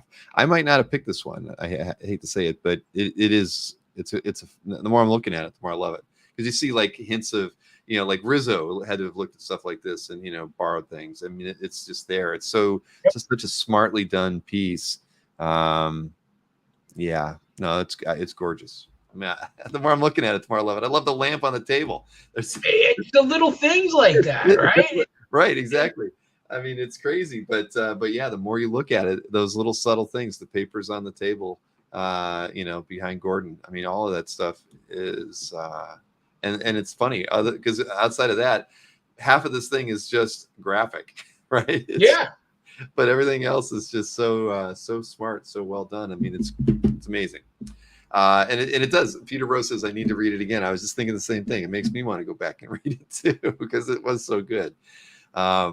No, good pick here. And congrats to Smithyman. All right, Smithyman. Tom Smithyman. Nice pickup. So we got 2 more here. Now, this is from a pal of yours. This is, and Mike Allred, another OAX artist who's going to be here. But let me get the like on there. Fish Benz. Hey, look at Fish has got an award from Best of at some point. But come on, it's Allred, Silver Surfer. Space Marvel to the fullest, right? Oh, yeah. Love this piece. Never read the book. Have no interest in reading the book. Surprised Fish read the book because he's not a big, modern comic guy, but he actually got a recommendation from one of the group chats we're in to read this, and he fell in love with it. And he was able to work out a deal to get this cover. And I just think that it's perfect, right? We're talking about, I'm not a huge Allred fan, but this cover just kind of spoke to me. The way he designed the background with the surfer coming through the circle and the space scene behind it, like, it's excellent. It's just an excellent example of what you would want from a Silver Surfer cover, right? I know, for me, Surfer was Ron Lim, that shiny chrome. He did chrome better than anybody else. But in today's world, I know Trad is all the bee's knees for Surfer now, but this Allred's not far behind. If this is what the rest of the book looks like, I totally understand why someone would fall in love with this book. Just amazing setup, amazing layout, and exactly what you would want in a Surfer example. No, it really is. And yeah, I just love the background in it. The way, the Surfer's wake is the cosmos, right? And then that thing just keeps looping around. I mean, it's something that I think only Allred could pull something like this off. I mean, it's like at first I was thinking, I want to see it colored, and I'm like, no, I don't, because I don't remember the image either. I don't want to see it colored. I think this is so perfect the way it is. Yeah, I mean, yeah. The more I'm looking at it, the more I love it. But yeah, and I love it for every element of it, every planet that's drawn in there. It's so well done. So yeah, congrats, Fish. You, this is a winner, man. Fish only gets winners. You know that, Bill. He's But did he have to travel to the Keys with a suitcase full of money to get this one? Or, I mean, no. This one came out of Canada. This one came out of Canada from a collector that's big on CAF. Awesome. Well, nice to hear it. Congrats, Fish. Did rather well. And he even says he doesn't read modern comics too often. But all right, very good. So we got one more pick here from you, Jason. Let's see. Oh, John Cassera. There you go. This is from X-Men Free Comic Book Day. Not bad. So there's not a lot of modern artists I like. Cassera is probably my favorite. I've been talking about him to anyone who will listen for years now. I will have to admit that I've had to relinquish the #1 fan spot to Dan Tancredi, or our bootlegging is a habit, who's in the chat now, but this is his page. And, Cassera is a throwback. Cassera is all traditional. The gray tones he uses in panel pages. The reason I wanted to focus on this page, though, is they've been doing this Hellfire Gala for the last couple of years, right? It's like a big party for the X-Men. And they all wear galas, like fancy clothing. So it's all costume design here. I think that's a lost art and an underappreciated art form in comic books is costume design. Josh does an amazing job with This Is Destiny and Mystique here. That Mystique costume is now being cosplayed. I saw multiple people dressed in this version of Mystique from San Diego. it is just amazing what he did. His art is amazing to begin with, but coming up with costume design is something that's kind of a lost art form, right? Cockrum is decisive with us because I don't think he's the best X-Men artist. What I will say is his costume design was amazing. Mm-hmm. Where other artists, you look at what they come up with costumes and you're like, what are you trying to accomplish here? Cassara did an unbelievable job with this. His art is underappreciated. He is a throwback. He's all traditional. The shading, the backgrounds, all the things that we love as traditional comic art people, the old guys yelling at clouds. Josh is a new guy who's putting it into his panel pages and bringing it out, telling that story, designing the costumes, doing the backgrounds, doing the shading, doing the gray tones. Just amazing work. I'm a massive fan. I think everybody should be a massive fan. And congratulations, Dan. This is an incredible page. Absolutely, Dan. And no, it's a great pickup. And I've never picked up anything by Cassara, but you see a piece like this and it makes you want to own something by him. I mean, there's a lot of great techniques going in, on this piece, let alone just from the design that, like you mentioned, that he put into the costumes on this. It's stunning. It really is. Bro's feet and everything, Bill. Look, how many artists feet anymore? I was looking at the feet actually in that second to last panel. No, I agree. It's gorgeous. I love every element in here, and there's lots of different inking techniques in here as far as doing the shading to establish depth throughout it. The gray tones help do the same thing in different ways. So he's being very thoughtful with his approach to the piece. And I mean, you just look at the height of this room and just the figures. I mean, everything about it. I love it. Absolutely love it. Great pick. Some of the guys are saying, Josh is a great person too. He's a really down to earth guy, just amazing to work with. Couldn't recommend him more. We should get him at OAX some year, right? So you're trying to tell me? Some people may have said that to Kazra already. All right. Well, hey. And Josh may be watching too right now, so hopefully he's listening to the sales pitch. Well, hopefully he knows what OAX is. You never know. Like I say, we're not done doing guest announcements at all, but we're still fielding requests. Well, good. That's a great 10 set there, Jason. Very, very good. I have big shoes still this week. Mr. Snorrick's on vacation, and I break his horns way too much, so I wanted to take it serious and make it good. Well, I will. We're getting close to the midnight hour here, so I'll try to go a little quicker on mine. I think I did. All my stuff is fairly decent. I think I just have to switch gears on here to get my screen set up. One of these days it'll be easier. All right, there's that. So. All right, so swinging over to some Batman stuff myself. Lee Weeks. This is a Matthew Pease calf gallery. I think I can click on it. Yeah, there we go. Isn't that gorgeous? I mean, everything about this page is just stunning. I love the storytelling in it. I love the 4 inset panels. I love the 3/4 splash that's in the background that the panels lie over. I love the way the city's drawn. I love Batman's cape. There isn't one element to this piece that I don't love. I mean, it's just so damn well done. I mean, and we see other artists tackling similar things like this. You could say Sean Gordon Murphy. This is like a similar scene maybe that he would do it, but this is a very different style in my opinion. And Weeks is just somebody whose stuff I've always totally loved and never owned anything by. But top to bottom, this page is just stunning. The dry brush work that's done in here. I mean, look at the little wispy kind of smoke blends into Batman's cape. I mean, this is a work of art. This panel right here is a work of art. I mean, there's not a fault anywhere that I can find in this page, and that's why I made it my first pick too. I was just like, this is like one of my favorite pieces on calf this last week. Lee Weeks is made for Batman and Daredevil. Anytime I see his Batman or Daredevil stuff, it's perfect for him. Yeah. In this example. I completely agree. And I got to get something by Weeks. Oh, and you got a picture here as well. Hanging out with Lee Weeks. wonder which show this was. Oh, well, yeah, where we go. Oh, this was San Diego Comic-Con. Oh, cool. Well, there you go. There's the man. I remember younger pictures of him. So Matthew P., congrats. I got my like on that one.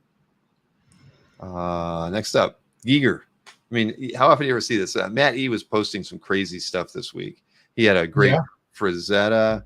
He had, God, what else did he post? Something else that was just like off the wall and unexpected.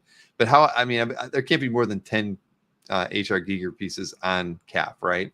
And this is like probably one of the more finished pieces I think that I've seen in a long while. But it doesn't surprise me that Matt has it. Matt's got a very, very eclectic collection.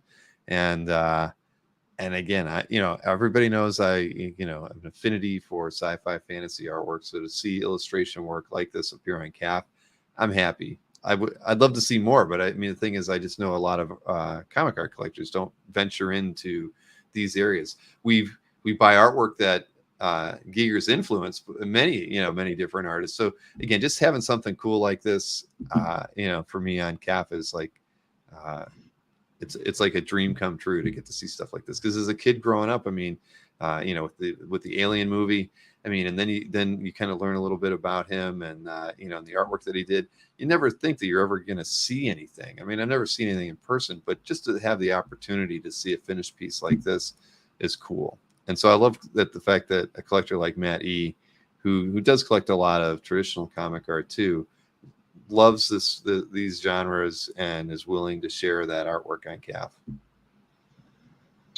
It's amazing. It's wonderful. It's not something I would collect, but if I saw it in person, I would be staring at it for an hour. It's just... It's like seeing something like by Mobius or something that who we love his work, but you just don't get to see it often enough either. And so, anyways, thank you, Maddie, for continuing to share your stuff out there. I want to hop over to his CAF just really quick because I forget who the other. Remember, there's a Frazetta. God, he posted a ton. I guess because those first three weren't the ones I was thinking of. Oh, that's right. He posted that Wrightson plate and a Frazetta. How many people in 1 week can pick up stuff and have stuff like that to share? So anyway, awesome stuff. All right, next up, let's see, what do we got here? We've got, and this is a terrible scan. It is Wolverine, man. This is a pick for you. I did this one, and the thing is, it's a worse scan. It's a photograph, gotta be. Silvestri and Dan Green. I love Dan Green on almost anybody, but he was great on Silvestri. But you can tell, even though we can't see it too well in this scan, this is one hell of an action page, isn't it? That the first panel, breaking over into the second and third panel. It kills me that we don't have a better scan of this piece. But I had to show it because it's like, I love Silvestri too. I just, he's just not like my favorite Uncanny X-Men artist, but I did love his Wolverine stuff, going back and reading that. And this, you get a Sabretooth Wolverine fight page with a first panel like that. Holy, crap! Anytime Sabretooth and Wolverine fighting, you want it. Anytime you can get Silvestri and Dan Green together, you want it. So this is just a perfect example and a classic book. Really highly desirable book too. So this page is amazing. All right, and Brian Lake is the proud owner of this piece. So Brian, stop lazy with your scans. I was just gonna say, if Snork were around here, he would have emailed Brian Lake. I didn't have the time to do that. He would have told him. He would have guilted him into putting a better scan out there because Brian's a premium gallery owner. Get us a bigger scan on this one. Excuse me. Let's see. Next up, I said I was going to go fast, and I'm not. Ugo Smith. I like his stuff. This is so it was done in San Diego. I didn't realize that. I didn't read the description, but but I figured it had to be like a con sketch commission kind of piece. I would assume, but I love the color choices in here. The yellows. It's just carrying over the costume, black. The black and yellow stuff going through into their faces. I just love the interesting choices in here. I've always enjoyed Smith's style. I don't know, it's just something about it. And this is just it's my favorite team in their classic costumes before any of the Phoenix drama and anything else. And I can't ask for anything more than that. I like this piece. I'm a fan. I think I have 4 pieces in the corner on my wall from Yuko. I love what he does, and I'd love to see him. I think he should be a cover artist for Marvel tomorrow. You see pieces like this, and just wonder who makes these decisions sometimes. Marcus is talking about hand sizes here, but okay. He's got his arm around Jean, right? I guess Cyclops doesn't see that. But I've never owned anything by Yuko, but I just love their work. I mean, it's just awesome. So let's see. Kazra mentions that Richard Friend had a great show with them a few weeks ago on his YouTube channel. I have honestly only seen a few things by Richard after the fact. I know he does a great job, though. He's because obviously, I mean, his knowledge, his time in the hobby, he's inked so many top people. He's a great, in the few interviews I've seen, he's really good at it. I'm envious. He does a great job. Trying to move faster here. We got Conan by Zafino. I mean, Zafino can kind of do no wrong. And I just thought this was a great brooding, image of Conan. I mean, those eyes are in shadow, but they're so piercing. I love this guy's stuff. And he's somebody who, whenever, because whenever there's an art drop or anything with his stuff, I always go look at it just so I can see how it is, because I haven't seen a piece that I have to make my own, but he's somebody who I would love to get something by one day. Bad assery, says Rick Welch. I agree. It's a wonderful piece. I was tempted by a cover Anthony had of his from X-Force. Not tempted enough though, huh? Came close. Now this is in I think Aranga's gallery, right? Where is it? There we go. Aranga. This is like a big thing, this book, apparently. Tell me about it, Bill. I know nothing. I was hoping you were going to tell me about it, because I'm like Richard Piers Rayner, Road to Perdition. I mean, I'm looking at the artwork and it's unbelievable. I mean, each panel, I mean, the second panel's look at the ink work in this thing is just phenomenal, right? And then I'm thinking, well, there's not going to be any artwork by this guy on CAF. And I do the search. There's a lot and it's all from this same book, Road to Perdition. So I don't know, man, if somebody in the chat could take the time and elaborate for us, because I don't know anything about it either, but damn, I think Benno and Aranga were going off on talking about this in a group chat, if I recall. Dave Kopecki says it was the Tom Hanks movie, and I presumed it was probably that, because I do remember the movie. I didn't see it, but Kazra says he's selling a lot of pages from the book. But I mean, look at even the last panel. God dang, man. It is tight. I mean, the inking in this thing is gorgeous. I mean, there's brushwork, there's pen work. I mean, this stuff is, I mean, it's absolutely amazing. And if you do a search, I mean, this is in Aranga's CAF, so it's easy to find. But again, like you'll see how if I click on his name to do a search, I was thinking, oh, I'm not going to see anything. There's 60 pieces on CAF, and almost all of it from this book, and every one of these is just as gorgeous as the one in Aranga's CAF. So when Aranga's buying something that's not from the 90s and spandex, it is an artistic over the top, and this page is a great example of that. All right, and Adam says that some claim Road to Perdition to be the best comic book movie ever. Well, I mean, it's going to make me have to go watch it now, because I ignored it because I didn't know it was from a comic, and I feel like a fool. But hey, I'm in the same boat with you. Snork would have known, so he could. Well, yeah, he's a student of all this stuff. But hey, it'll be we have to, that's our homework for the week, Jason, is we're both, hopefully within the next week we can both watch Road to Perdition, and then we'll have a better understanding of what that's all about. All right, so Frank Cho, Scarlet Witch. It's almost like when we pick these things, and I bet Snork would almost say the same thing. Cho just draws great stuff all the time, right? And you could pick like anything that he does, sketch cover that's funny with outrage, to a Harley Quinn cover to something with dinosaurs on it. They're always great. And the thing is, they're almost so good that we just start overlooking it. That we can pick Magnola week after week, but we never pick anything by Cho. And I saw this piece and it was like, shit, I love this. And then I'm like, I'm gonna pick it because I just realized at that moment. But I love his color choices. He's a great designer. He's a guy that draws the covers that you were talking about earlier that we don't like, right? That don't talk about story too much, but he adds enough elements, whether it's the setting that they're sitting in or the characters are posed in, that make his covers kind of stand out just a little bit differently. And this, as I'm assuming commission, let me scroll down, illustration. So it's something picked up somewhere. It's phenomenal. It's got everything you want in it, and a beautiful Cho babe. The hair is overly done. There's too much detail in there. But again, you get that with every single Cho piece that comes out. He puts his heart and soul into every one of these things. I don't understand why I don't pick more of his art. And I'm envious of this piece because it's like one of the best Scarlet Witch pieces, commission style pieces I've probably seen posted the calf in a while. Cho draws the second best hair in comics, which, if you think about it, is a really underrated thing, right? He takes the time in a commission to do that with the hair. Mm-hmm. And I love when he incorporates like spot color like this, right? Like he doesn't do that all the time.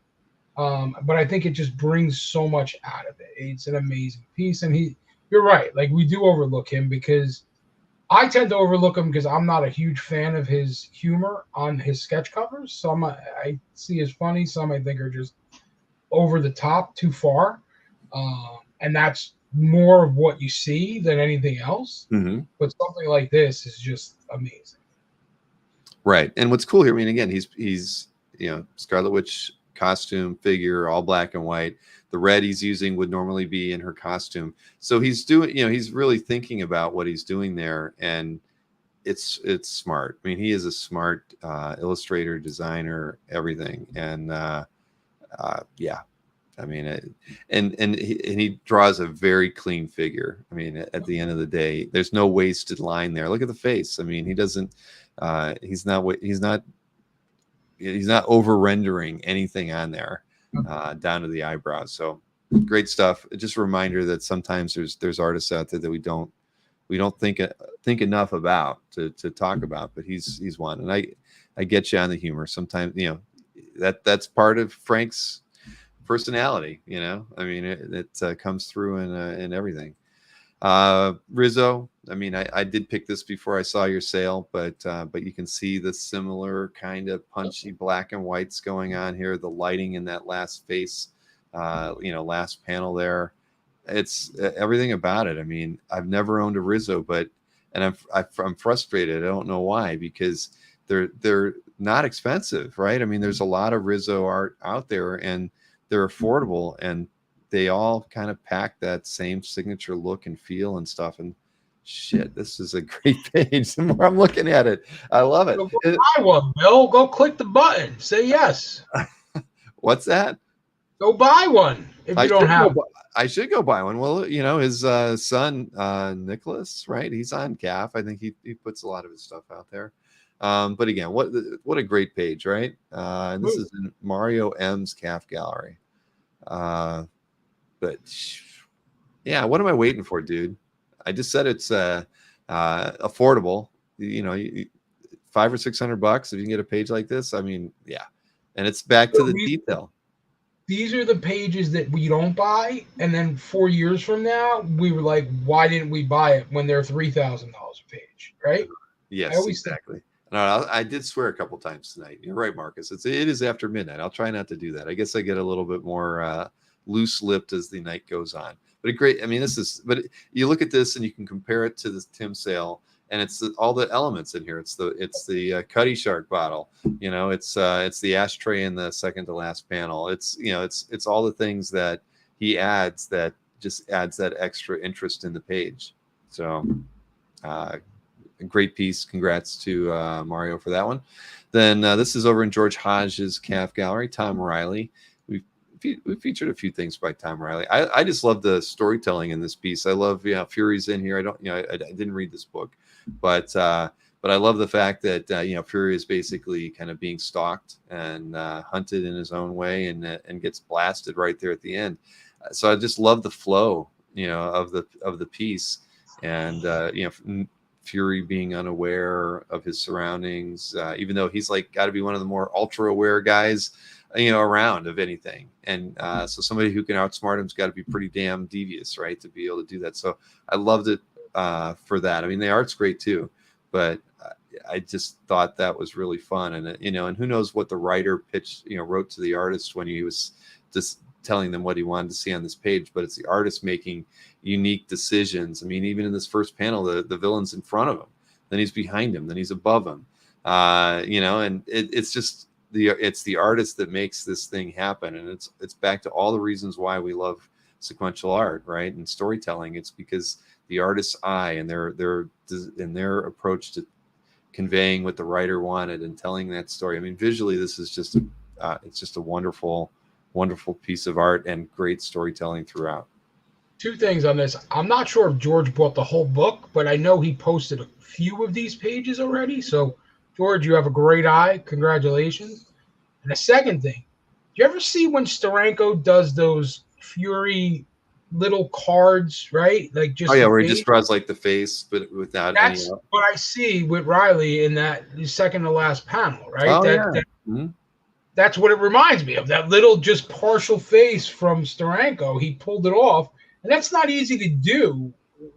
I'm not an artist, but to convey what you're trying to do with just part of a face, I think that's. I don't know if he's borrowed from that or what, but that's exactly what it makes me think of. Right. And I have to point this out because George pointed out, and I couldn't figure it out. In the third panel, that's the tips of his feet right there. I didn't see that.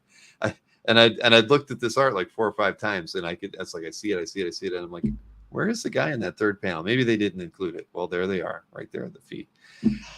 Anyway, great pickup, George. I love this page a lot. It's awesome. And last but not least, Jaime Hernandez, I've picked plenty of stuff in the past, so I've avoided picking things from him for a while. Love and Rockets #2 page. It was pretty hard for me to kind of pass up. I just love to me, this is like, this is like Zine artwork. He was just avant-garde for the period, just doing what he wanted to do to tell a story. But the design is fantastic. The lettering is fantastic. I mean, he's just using this figure to kind of push you into the page. Then these things are kind of flat frontal in the second and third panel. And then this last one, I mean, it's just, the storytelling is just damn awesome. I mean, I want this page. And I've been wanting something from Jaime for a long time. And Albert's usually got stuff like a dozen pages always on hand. I just haven't found the right page before. If I had ever seen this page, I would have bought it, because it's got everything in it that I love about Jaime's work. And it's frustrating because he's somebody whose work is out there, and I look at every page that comes up, and I've not seen the right one for me yet, because it's like a lot of those female wrestling pages come up, and I'm like, they're good, but they're not really what I want. I see this, and this is the one I want. So yeah, I'm a sucker for drawn on words too. Great lettering, always capture my eye when I look at a page, and that does here. And just like you said, the change in style. What is it? 6 panels. The change in perspective and the weight of the art going from panel to panel to panel is very impressive. It must be difficult to change that quickly to convey the story you're looking to do, and he does a great job here. Yeah, no, agreed. And and again, Jaime's got lots of fans out there, and one day I'll have a piece of art of his in my collection. But it's tough, because it's sometimes when you see so many pieces out there that that hit that right mood and just hit all the right buttons, flip all the right switches for you. That's what you want. It's so hard to pulled the trigger on a piece. There's certain people like, that I can look at and say, I can get a less than desirable piece because I want a representative piece from them. But for whatever reason, because Jaime stuff is kind of, expensive, even the average pages from early Love and Rockets can be pricey. So he's an artist where if you're going to, you got to definitely, you want to be really happy. I mean, because I love everything I see, but it's like, I got to get just the right page. So, but that's all part of our pursuit, right? When we're looking for art, there's sometimes you look at something, you really like it, and you could buy it, and you pass up on it because you feel like you can probably find something better. That's where you get yourself in trouble, though. That is very true. That I have many of us have found ourselves, saying that these last couple of years when you passed up on good stuff, 5 or 10 years ago. It's very true. I mean, you can always upgrade your example. You can't magically make one appear when they're not available. That is no, I get it. I should not, but still. Anyway, I'm going to go over to Albert's site and see what he has now, just to see, is there one that I can pull the trigger on finally. But anyway, man, this was fun, right? I mean, I'm glad I brought you in early too, because it was good having you there and to ask questions about OAX and things. I mean, it hit me. I was like, Jason would be a good person to hang out with here for longer than just doing the art drop. So I'm glad you had time to do it, man. I appreciate it. I appreciate what Snorri goes through. I'm still going to break his horns, though. I'm letting you know right now. So, Chris, if you're watching, you're not off the hook. Bill, thank you for having me. Thank you. This is always fun to hang out. And, we're friends, obviously, but this forum is just amazing. The chat, the people in it, everything you do. Thank you. Thanks, man. I mean, it wouldn't be half the fun if there wasn't people like you in the chat. I mean, I think about it. Some of the best friends that I've made in the hobby have only been using CAF for like 5 or 6 years or less. And it's all happened, since we've been doing the live streams or, I don't know. I feel very fortunate to be able to have you as a friend and have so many in the chat, the same. And it's a lot. And the thing is, like I say, it's new people to CAF that came in and helped kind of revitalize things and generate interest. And, and I think it's brought a lot of the old timers back. I mean, Bamber could have chosen not to come back to CAF when he took his hiatus, right? But it's still relevant today because guys like you and James and Khalil and many other collectors came in the last few years and made it relevant and important and embraced what we've been doing here on the channel, right? And really, you've all helped make it what it is today. And I'm forever grateful too, because without it, we wouldn't have any of this stuff without you guys being a part of it. And Derek, I would never have met Derek. Derek's like the encyclopedia of comics, man. I think Marcus is good. Derek tops Marcus in his knowledge for things. And I would never have met him. Oh, Marcus, you hear that? And hey, well, and and I've gotten a lot of gifts in my time, but wait a minute, I have to say one thing that Derek gave me when I saw him in Heroes. And I've gotten some cool stuff from Marcus too. I'm not saying I haven't. I've got a lot of cool stuff from lots of people, but look at this. I'll see. I'm holding it to the wrong camera because I'm not used to using it. But look, it's like this. It's Thor. I got a Thor to be in the back of my space now. Just saying. It's gifts like these that will be seen forever on these back walls and shelves and things. So just keep that in mind. Anyway, man, thank you for doing this again, Jason. And we should do it. We definitely should do it again. We should have you on the show before OAX again. I mean, one of the things that, we've talked about it, that we want to have a lot of the artists back on, but I do want to start having some of the people who are attending in different ways. I mean, and you're going to be a seller too. So certainly in the lead up to the show, maybe, after Comic Art Live, because maybe you'll sell a few pieces there, but when you're kind of crafting what you're going to bring for sale, we should have you back on. We can talk a little bit about it because we want to do as much PR for the people who are coming to the show and exhibiting for sale and also talking with, attendees too. But, I want to help make sure that people go to your table, maybe right after Hembeck's table. So you're the number 2 destination. But don't tell Anthony that. We're going to have to get a lot of these for the show too. No comment. How come I didn't get one of those? Everybody got one but me. Oh, man. Anyway, and it's those things too that have made this hobby so special. All the things that, like when Jeff made the poker chips with Mikhail and the other stickers that Mikhail put together, the blade I used to cut open the artwork tonight, has a picture of me on it. So it's almost all worn off. But Mikhail printed these and sent them out. I mean, this has just been fun, and these things get circulated, and again, it's made the hobby so much more fun for all of us. But anyways, it's late. I need to probably have a beer before I go to sleep. Thank you. You'll hang out here as we send everybody off, but we appreciate you hanging out with us tonight.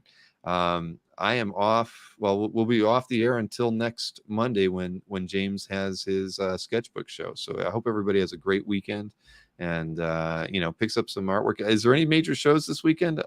Oh wait, there's a Fan Expo show in Boston. I think I saw Chicago. Isn't it Chicago? Is it Chicago? Maybe it's one or the other, Boston or Chicago.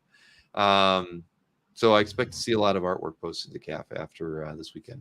But have a wonderful night, wonderful weekend. Don't forget Nick Barucci's show tomorrow at 7 o'clock on the EXP channel over on YouTube. Hang out there. That's where all the cool people are hanging out. And we'll see you again next week. Have a good night.